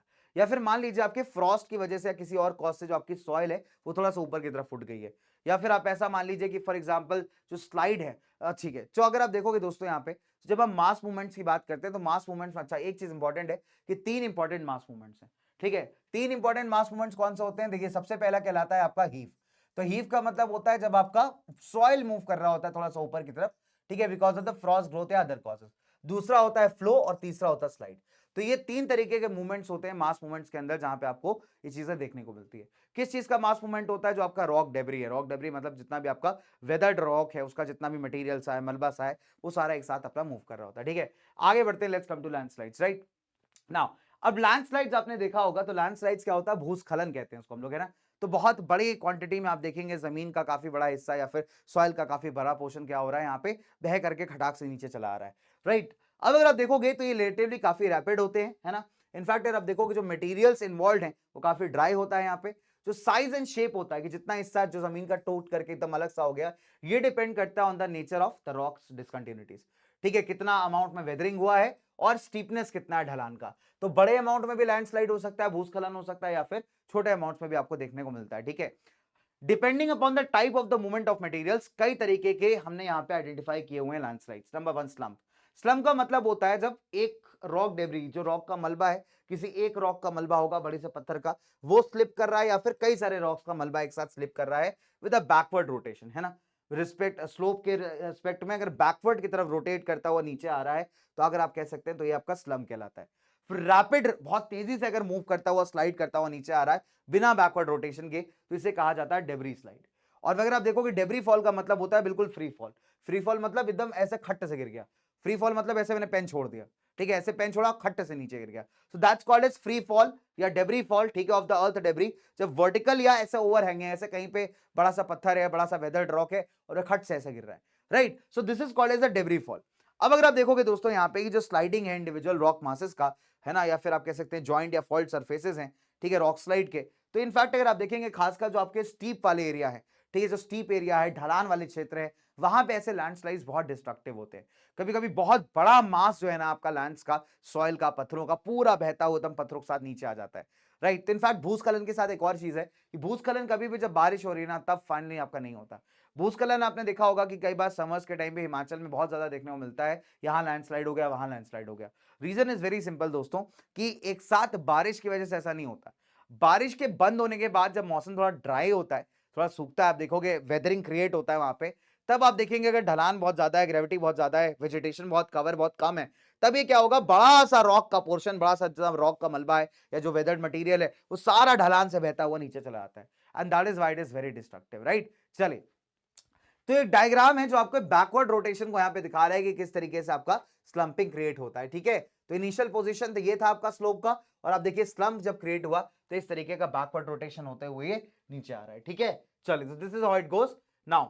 अब अगर आप देखेंगे तो एक लैंडस्लाइड का पिक्चर है कि देखिए इस तरीके का स्कार बन गया, लैंडस्लाइड हुआ था तो निशान बन गया शिवालिक हिमालयन रेंजेस में, इंडो नेपाल बॉर्डर के पास, यूपी के अंदर शारदा नदी के पास, right. So slides occur as a planar failures along discontinuities, है ना। जैसे फॉर एग्जांपल जो बेडिंग प्लेन्स हैं आपके, है ना, मान लीजिए रॉक फॉल की हमने बात की, रॉक फॉल क्या होता है, फ्री फॉल होता है, एक तरीके से एकदम खटाक से गिर गया, बहुत सारे रॉक ब्लॉक्स, है ना, बहुत स्टीप स्लोप है, बहुत स्टीप ढलान है, तो उसके ऊपर से बहुत सारे पत्थर आपके गिर रहे हैं, ठीक है। और इनफैक्ट अगर आप देखोगे तो रॉक फॉल्स कई बार जो है ना, कई बार जो आपके रॉक फॉल्स मतलब जो आउटर लेयर्स होते हैं अपने रॉक्स के, ठीक है, वहां से क्रिएट होना स्टार्ट होते हैं, ठीक है। एंड वेरी वेरी सिंपल, अगर आप देखोगे तो जो मटेरियल का डेप्थ है, जो मटेरियल का डेंसिटी है, वो काफी हद तक डिफाइन करता है इसको कि यार रॉक फॉल्स को और अपने रॉक स्लाइड्स को। स्लाइड मतलब इस तरीके का मूवमेंट आपको देखने को मिलेगा, rock fall is like a free fall, ऐसे खटाखट पत्थर गिरने स्टार्ट हो रहे हैं, ठीक है। तो this is a basic difference, but अगर आप देखोगे तो दोनों कहीं ना कहीं बहुत तगड़े इंपैक्ट है आपके मूवमेंट्स के, ठीक है। चलिए, इन आर कंट्री जो डेब्री अवलांचेस हैं आपके या लैंडस्लाइड्स हैं, बहुत फ्रीक्वेंटली अगर करते हैं हिमालयास में। रीजन बहुत सिंपल है यार, कि बहुत सारे रीजन इसके। नंबर वन, हिमालय टेक्टोनिकली बहुत एक्टिव है, ठीक है, टेक्टोनिक प्लेट्स मूवमेंट वहां पे बहुत ज्यादा है, मोस्टली सेडिमेंट्री रॉक्स आपको यहाँ देखने को मिलेंगी, और जो एलिमेंट्स हैं आपके जितने भी सेडिमेंट्स वगैरह हैं वो अनकंसोलिडेटेड है, मतलब ऐसे एकदम मजबूती से इकट्ठा नहीं जैसे, है ना। तो अगर आप देखोगे तो हिमालय बहुत ही ज्यादा अनस्टेबल सा जोन है, अनस्टेबल सा टोपोग्राफी प्रेजेंट करता है, और जो ढलान है हिमालय में ना बहुत सक्रिय, बहुत स्टीप, ऐसे एकदम खड़ी ढलान है, तो यहाँ पे ना लैंडस्लाइड्स बहुत कॉमन है कंपेयर टू हिमालय। जो नीलगिरी पहाड़ियां आपकी जो तमिलनाडु कर्नाटका केरला वगैरह बॉर्डर करती है, एंड जो वेस्टर्न घाट्स हैं आपके वेस्टर्न कोट वाले साइड पे, ये टेक्टोनिकली थोड़े स्टेबल है ना। और बिकॉज यहाँ पे रॉक्स आप देखोगे ज्यादातर हार्ड रॉक्स है, बट स्टिल जो आपके डेब्री अवलांचेस है, लैंडस्लाइड्स है, यहाँ अकर हो जाती हैं, बट इतना फ्रीक्वेंट नहीं है जितना हिमालयस में, ठीक है। तो मेनी स्लोप्स अगर आप देखोगे तो स्टीपर भी हैं, काफी सकरे भी हैं, क्लिफ्स यानी जो एकदम किनारा होता है माउंटेन का, काफी वर्टिकल भी है, एस्कारमेंट आपको ऐसे इस टाइप के आपको स्ट्रक्चर्स, ऐसे उखड़े हुए स्ट्रक्चर्स भी दिख जाएंगे वेस्टर्न घाट से नीलगिरीज में। बट फिर भी अगर आप देखेंगे दोस्तों यहाँ पे, तो कंपैरेटिवली जो लैंडस्लाइड वाला फिनोमेना है वो थोड़ा कम देखने को मिलता है मानसून के टाइम पे, बट थोड़ा सा कम। मैकेनिकल वेदरिंग टेम्परेचर चेंजेस की वजह से, है ना, अगर आप देखोगे तो यहाँ पे काफी देखने को मिलती है। इस एरिया में अगर वेस्टर्न घाट्स वाले एरिया में आप देखें तो हेवी रेनफॉल भी होता है over short period of time, so there is almost direct rock fall that is very frequent in these places along with the landslides and the debris avalanches. तो अगर आप देखोगे तो यहाँ पे क्या होता है, क्योंकि बारिश कई बार आपको देखने को मिलती है, तो अनस्टेबल जोन के जो रॉक्स हैं वो कई बार आपको देखने को मिलते हैं, फटाफट से फॉल हो रहे होते हैं, कुछ लैंडस्लाइड्स भी होती हैं, बट अगर हम हिमालय से कंपेयर करें तो हिमालय के मुकाबले भाई यहाँ पे मामला काफी स्टेबल है, ठीक है। So this is the reason because of the topography. चलिए, अब फटाफट से आ जाते हैं हमारे इरोजन एंड डिपोजिशन पे, राइट दोस्तों। तो इरोजन एंड डिपोजिशन की अगर हम बात करें फटाफट से, तो we have very less topics to do. चलो फटाफट से बात करेंगे इरोजन और डिपोजिशन की। तो अभी तक हमने वेदरिंग की बात की, उखड़ने की बात की, टूटने फूटने की बात की। अब देखते हैं कि जितना भी माल मसाला टूट फूट रहा है बेटा, ये डिपॉजिट कहां हो रहा है। अब इरोजन का मतलब होता है क्लियर एंड कट, कि आपने रॉक डेब्री या रॉक का जितना भी मलबा था, या जो भी आपका मतलब जो वेदर्ड रॉक थी उसका जितना मटेरियल था, उसको इकट्ठा किया और कहीं पे जाके ट्रांसपोर्ट कर दिया। जब मासिव बड़ी बड़ी रॉक्स अपनी छोटे पार्ट्स में ब्रेक डाउन करती है ना, वेदरिंग की वजह से या किसी और प्रोसेस की वजह से, है ना, जैसे इरोजनल जियोमॉर्फिक एजेंट्स होते हैं आपके, like running water, ground water, waves या विंड्स वगैरह, वो क्या करती हैं, इस पूरे कूड़े को, मलबे को उठाती हैं और ये ट्रांसपोर्ट करना स्टार्ट कर देती हैं to the other places, depending upon कि किसका कितना डायनेमिक है। जैसे पहाड़ अगर आप देखोगे तो नदियां जो हैं काफी हद तक मिट्टी को डिपॉजिट करती हैं इन द प्लेनर एरियाज, ठीक है, जो नीचे के इलाके होते हैं, राइट। चलिए, abrasion by the rock debris carried by this geomorphic agents also aids greatly in the erosion. Abrasion अगर आप देखो, अब्रेशन का मतलब होता है किसी चीज का एकदम रफ तरीके से रिमूवल, राइट।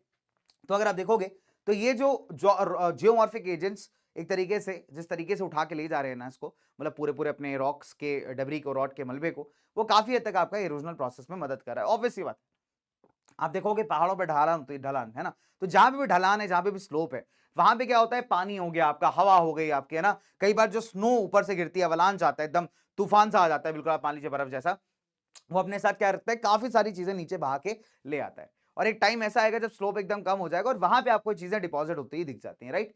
सो बाय इरोजन रिलीफ डिग्रेड्स, यानी अगर आप देखोगे कई बार इरोजन की वजह से जो आपका रिलीफ फीचर है वो काफी छोटा सा हो जाता है। जैसे आप अरावली के पहाड़ देखिए, अरावली पहाड़ क्या हो गए, काफी इरोडेड पहाड़ है वो, है ना, काफी टूटे फूटे पहाड़ है अभी, तो उतनी ऊंचाई भी आपको नहीं दिखती उनकी, और अभी उतना आपको इतना स्ट्रेंथ भी नहीं दिखता उन पहाड़ों के अंदर, राइट। चलिए, इसके अलावा अगर आप देखेंगे तो दैट मींस कि दो weathering helps erosion, it is not a condition for erosion. देखो, वेदरिंग यहाँ पे इरोजन को हेल्प करता है, बट ऐसा नहीं कि अगर वेदरिंग नहीं होगा तो इरोजन बिल्कुल भी पॉसिबल नहीं है। इरोजन तब भी होगा किसी ना किसी मटेरियल का, बट वेदरिंग उसको काफी हेल्प आउट कर देता है। वेदरिंग हो गया, मास वेस्टिंग, इरोजन अगर आप देखोगे ये सारे डिग्रेडेशनल प्रोसेस हैं, है ना, डिग्रेडेशन कॉज करते हैं, तोड़ते फोड़ते हैं किसी चीज को हटा के ले जाते हैं एक जगह से दूसरी जगह। सो इरोजन अगर देखोगे लार्जली रिस्पॉन्सिबल है कंटिन्यूअस चेंजेस के लिए जो आपको अर्थ के सरफेस पे दिखाई देते हैं।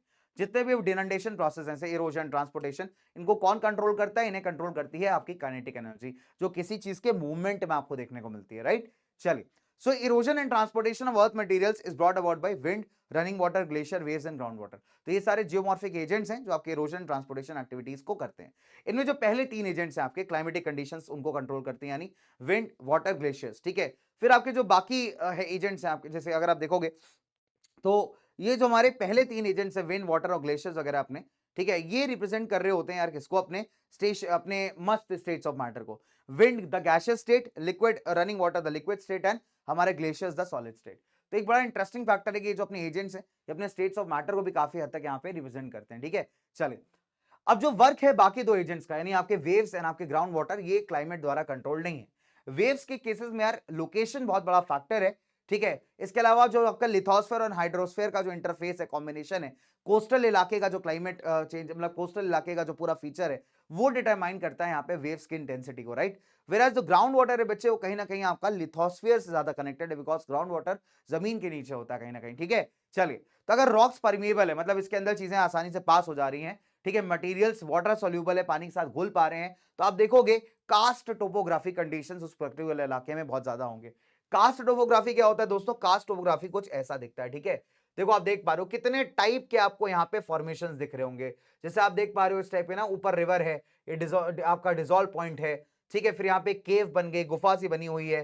फिर आप यहाँ देख पा रहे हो कि रॉक के स्ट्रक्चर्स हैं, इनको स्टैलेसाइट बोलते हैं ना। लाइमस्टोन कॉलम आपको दिख रहा है यहाँ पे, ठीक है। तो इस तरीके से ये अंडरग्राउंड लेक भी बना हुआ है, ठीक है। फिर ये कॉरिडोर है, पैसेज बना हुआ है, कुछ क्रैक्स हैं यहाँ पे, लाइमस्टोन्स आपको यहाँ पे मिल रहे हैं। तो इस तरीके का टोपोग्राफी, इस तरीके का स्ट्रक्चर किसी इलाके में अगर देखोगे आप, तो इसे हम कहते हैं कास्ट टोपोग्राफी।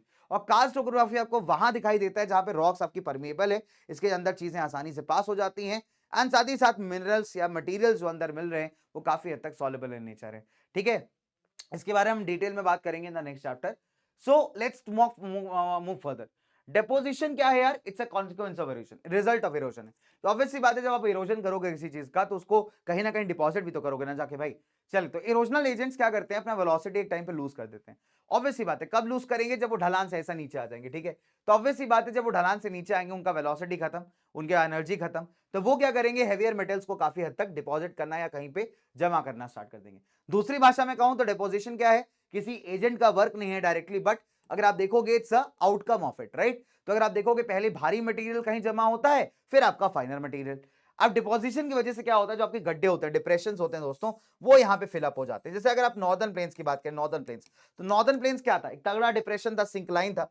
तो जो हमारी हिमालयन नदियां थी, ब्रह्मपुत्र, इंदस, गंगा, इन्होंने क्या किया? अपने साथ हेवियर मटेरियल्स लेकर के आई, सेडिमेंट्स लेकर के आई, और यहाँ पे फिल करना स्टार्ट कर दिया। एज अ रिजल्ट आप देखोगे एक फर्टाइल इलाका यहाँ पे तैयार हो गया, है ना। नाउ अब अगर आप देखोगे तो सेम इरोजनल एजेंट्स हैं आपके, वो कई बार क्या करते हैं यार? आपके डिपोजिशन वाला भी काम करते हैं, राइट। तो नो डाउट कि डिपोजिशन एक तरीके से आउटकम है आपके इरोजन का, कि कहीं हटाया है तो कहीं तो जाके वो जमा होगा ही होगा, राइट। चलिए, now let's talk about the last topic of the chapter, that is the soil formation. तो बहुत ही प्यारा टॉपिक है भाइयों, that is the soil formation दोस्तों। तो सॉइल क्या है यार? ये भी एक डायनेमिक मीडियम है जहां पे आपके कई सारे प्रोसेस एक्ट होते हैं, उसको बनाते हैं, केमिकल, फिजिकल, बायोलॉजिकल एक्टिविटीज वगैरह चलती रहती हैं इसमें। सॉइल रिजल्ट है किसका? डिकम्पोजिशन का, डीके का, राइट। साथ ही साथ ये मीडियम ऑफ ग्रोथ भी है, इट्स कंप्लीटली चेंजिंग, है ना, काफी ज्यादा बदलता रहता है इनफैक्ट। तो इसका कई सारे कैरेक्टरिस्टिक्स हैं जो सीजन के साथ बदलते हैं।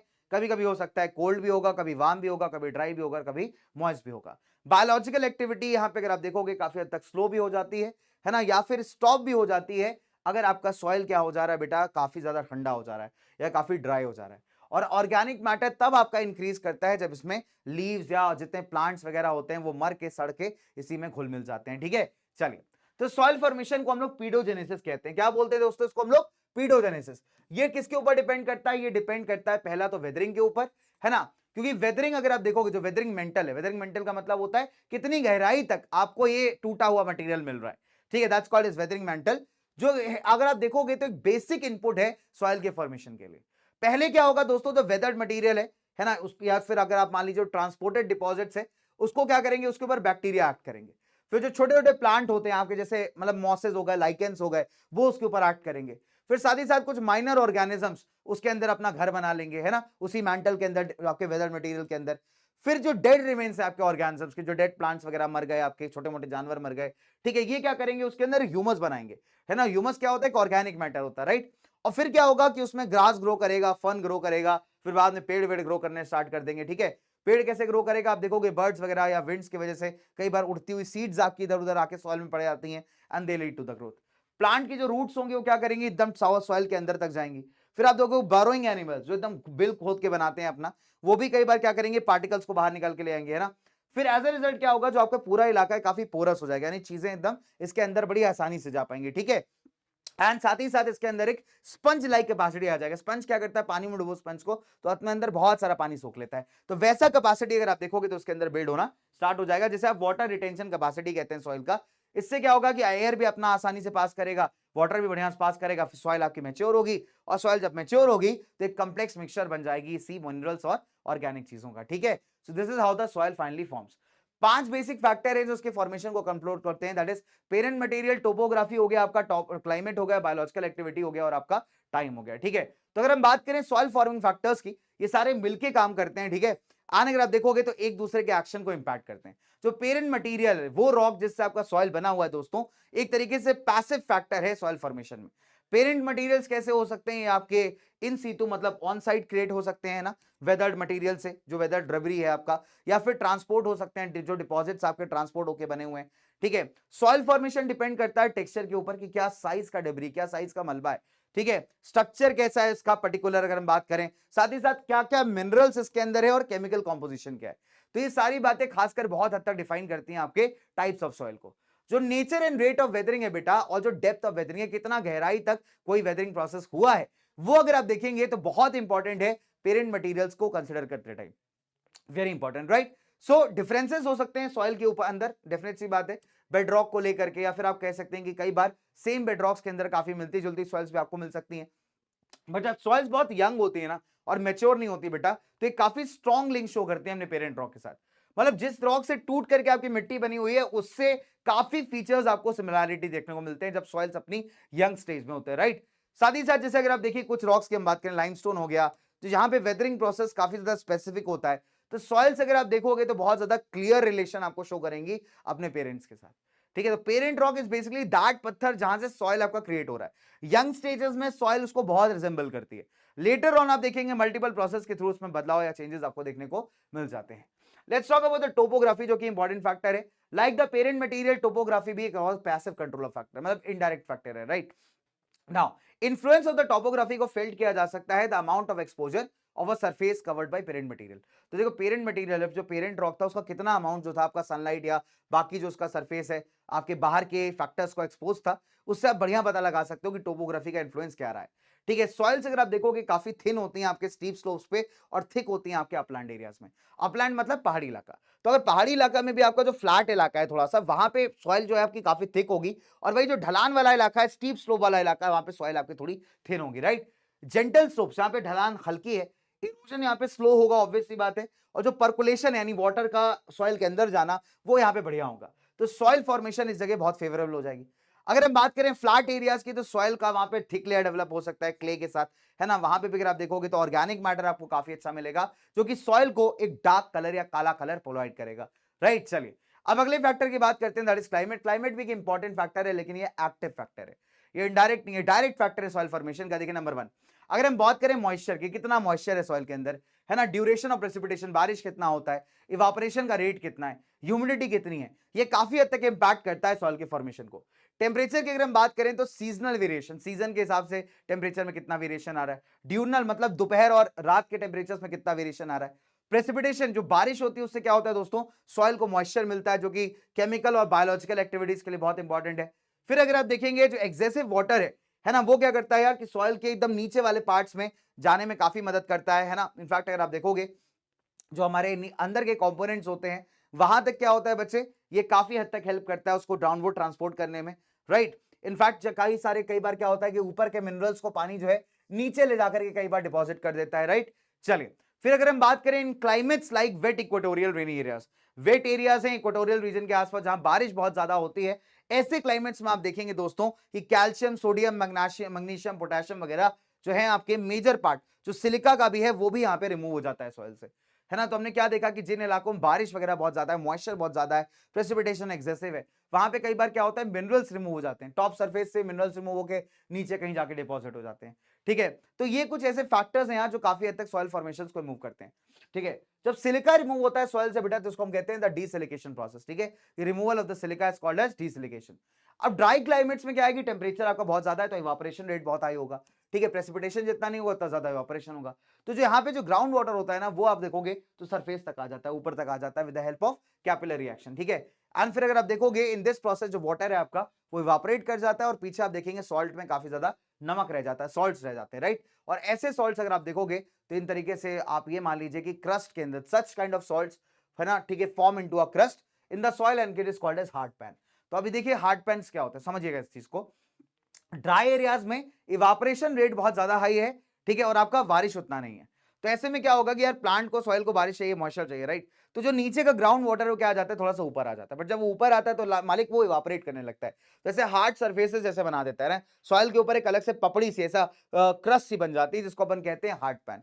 ट्रॉपिकल एरियाज में अगर आप देखेंगे तो यहाँ पे क्या है कि जहां पे एवरेज बारिश हो रही है, ठीक है, एवरेज बारिश वाले कंडीशंस हैं, तो कैल्शियम कार्बोनेट से यानी कंकड़ आपको बनता हुआ दिख जाएगा। ऐसे कंकड़ पत्थर से आपको सॉइल में बहुत दिख जाएंगे, जैसे भांगर सॉइल नॉर्दर्न प्लेन्स की is a good example of it. Temperature भी दो तरीके से ऐड करता है, या तो आपके केमिकल एंड बायोलॉजिकल एक्टिविटी को रिड्यूस कर देगा या तो इंक्रीज कर देगा। केमिकल एक्टिविटी इंक्रीज हो जाती है जब टेम्परेचर हाई होते हैं, और कूलर टेम्परेचर में बेटा रिड्यूस हो जाती है। ठीक है, अगर हम कार्बोनेशन को एक्सेप्शन मान के चले यहाँ पे, आने अगर आप देखोगे यहाँ पे बिल्कुल बंद हो जाती है जब कंडीशंस फ्रीजिंग होते हैं। तभी आप देखिए ट्रॉपिकल सॉइल जहां पे टेम्परेचर हाई है वहां पे थोड़ा सा डीप सॉइल होता है, गहरा मिट्टी होता है। और वहीं अगर फ्रोजन रीजन्स में चले आइए, अपर रीजन्स में, हाई माउंटेनियस रीजन्स में, तो यहाँ पे सॉइल्स में ना ज्यादातर आप देखोगे मैकेनिकली ब्रोकन मटेरियल्स होते हैं, सॉइल इतनी फर्टाइल आपकी नहीं रह जाती, राइट। चलिए बायोलॉजिकल एक्टिविटी की बात करते हैं दोस्तों। So biological activity very important, this is also the last activity after this. इसके बाद टाइम है, इसके बाद चैप्टर खत्म है आपका। तो अगर हम बायोलॉजिकल एक्टिविटी की बात करें तो आपका वेजिटेशन कवर है, जो आपके ऑर्गेनिजम्स हैं दोस्तों, ये भी एक इंपॉर्टेंट अगर कह सकते हैं प्लेस ऑक्यूपाई करते हैं आपके पेरेंट मटेरियल्स के साथ साथ, है ना।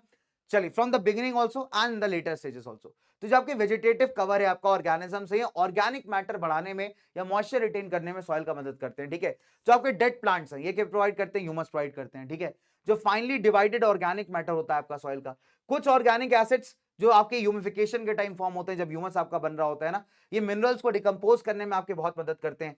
फिर इंटेंसिटी ऑफ बैक्टीरियल एक्टिविटी भी आपको बताता है कि जो डिफरेंस है आपका सॉइल्स का बीच का, कि कोल्ड सॉइल्स कैसी होती हैं, वार्म क्लाइमेट्स की सॉइल्स कैसी होती हैं, वहां पे जो बैक्टीरिया एग्जिस्ट करते हैं वो इसको डिफाइन करने में बहुत मदद करते हैं। ह्यूमस अगर आप देखोगे कोल्ड क्लाइमेट्स के अंदर काफी ज्यादा इक्विलिब्रेट हो सकता है, बिकॉज यहाँ पे बैक्टीरिया का जो ग्रोथ होता है बच्चों ये काफी ज्यादा स्लो होता है। ठीक है, चलिए अब कई बार क्या होता है जो अनडिकम्पोज्ड ऑर्गेनिक मैटर जो सही से नहीं सड़ा, बिकॉज बैक्टीरियल एक्टिविटी कम थी, तो आपको कई बार पीट जो कोयल होता है ना, वो कोल, पीट कोल मतलब एक तरीके से वो पीरियड जब आपका लकड़ी बेसिकली कन्वर्ट हो रहा होता है कोल के अंदर, तो वो वाला टाइप का मटेरियल है जो आपको यहाँ पे देखने को मिल जाएगा। ठीक है, चलिए ह्यूमिड ट्रॉपिकल एरियाज में जब ह्यूमिडिटी काफी ज्यादा है, इक्वेटोरियल के आसपास, इक्वेटर के आसपास जो इलाके हैं, वहां पे आप देखोगे बैक्टीरियल ग्रोथ काफी इंटेंस होता है। तो यहाँ पे एज अ रिजल्ट जो आपका डेड वेजिटेशन होती है ना बेटे, फटाफट से एक डिकम्पोज हो जाती है, जिससे कि आपका ह्यूमस कंटेंट थोड़ा सा कंपैरेटिवली कम रहता है, राइट। चलिए आगे बात करते हैं ना। Further bacteria and soil organisms क्या करते हैं, जो आपकी गैसियस नाइट्रोजन होती है सॉइल एयर के अंदर, उसको एक केमिकल में ब्रेक डाउन कर लेते हैं सिंपलर कंपाउंड्स में, जिसको आपके प्लांट्स यूज कर सकते हैं, और यहाँ पे उसको फर्टाइल बना देते हैं। ठीक है, राइजोबियम एक बैक्टीरिया होता है ना, ये अगर आप देखोगे तो रूट्स के अंदर रहता है, खासकर जो लेग्यूमिनस प्लांट्स जैसे दाल वगैरह हो गई आपकी, तो इनके रूट्स में जो है राइजोबियम बैक्टीरिया होता है। ये बैक्टीरिया क्या करता है कि एटमॉस्फेयर में जो नाइट्रोजन प्रेजेंट है उसको ब्रेक डाउन कर देता है, तोड़ देता है सिंपल कंपाउंड में, और इसके से क्या होता है बच्चे, जो आपका प्लांट है वो काफी ज्यादा बेनिफिट करता है। ठीक है, लार्ज एनिमल्स जैसे एंट हो गए, टर्माइट्स हो गए ना आपके, अर्थवर्म हो गए, रोडेंट्स हो गए, थोड़े बहुत जो आपके चूहे हुए होते हैं, राइट। चलिए तो अगर आप देखोगे इनका जो इन्फ्लुएंस है बहुत मैकेनिकल है, ये सब खुदाई वुदाई करते रहते हैं सॉइल का अपना, बढ़िया है ना। बट अगर आप देखोगे सॉइल फॉर्मेशन में काफी इंपॉर्टेंट है, बिकॉज ये सॉइल को ऊपर नीचे से खोदते रहते हैं, तो उससे एक तरीके से एरिएशन मेंटेन रहता है सॉइल के अंदर, राइट। एरिएशन मतलब पानी हवा वगैरह अपना बढ़िया जाता रहता है ना। इन केस ऑफ अर्थवर्म्स के क्या करते हैं बच्चे, मिट्टी खाते हैं, राइट। तो जो texture and chemistry of the soil है वो काफी हद तक जो है ना, अगर आप देखोगे वो काफी बदल जाता है बिकॉज ऑफ दिस, राइट। चलो अब टाइम जो है ना सबसे इंपॉर्टेंट फैक्टर, अगेन टाइम की बात कर लेते हैं। तो time is a very important controlling factor of soil formation. जो लेंथ ऑफ द टाइम है, मतलब जो कितना समय लगा है सॉइल को फॉर्म करने में, है ना, वो काफी हद तक डिफाइन करता है, मतलब डिफाइन करता है यार कि सॉइल्स आपकी कितनी मैच्योर्ड है, कितनी डेवलप्ड है, राइट।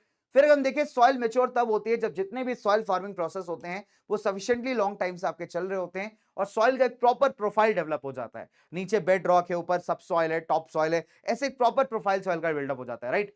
तो अगर आप देखोगे ऐसी सॉइल्स जो रिसेंटली डिपॉजिटेड एलुवियम से या ग्लेशियल मटेरियल से बनी होती हैं, इनको हम यंग मानते हैं। एंड अगर आप देखोगे तो बहुत ज्यादा डिविजन आपको दिखाई नहीं देगा इसमें।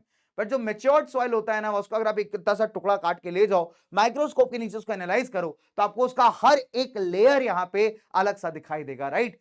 चलिए, फिलहाल अगर हम बात करें टाइम की यार, तो देखो ऑब्वियसली बात है, हम ऐसा कोई टाइम फिक्स नहीं कर सकते कि इतना टाइम ही होना चाहिए, है ना, तभी जाके सॉइल मैच्योर होगा। But with the time, passage of time, आप देखेंगे धीरे धीरे सॉइल का डेवलपमेंट होता है और सॉइल अपनी मैच्योर होती रहती है, ठीक है। चलिए, so this was the topic called as the geomorphic process. I guess काफी लंबा लेक्चर हो गया है ना, जी हाँ, तो लगभग 1.5 घंटे के आसपास। तो जियोमॉर्फिक प्रोसेस बच्चे बेसिकली बताता है आपको कि अर्थ के अंदर सरफेस पे क्या क्या बदलाव आपको देखने को मिल जाते हैं, ठीक है। So it talks about the various changes that come on the surface of the earth, right. चलिए, एक क्वेश्चन है यहाँ पे कि which of the following process is the gradation process.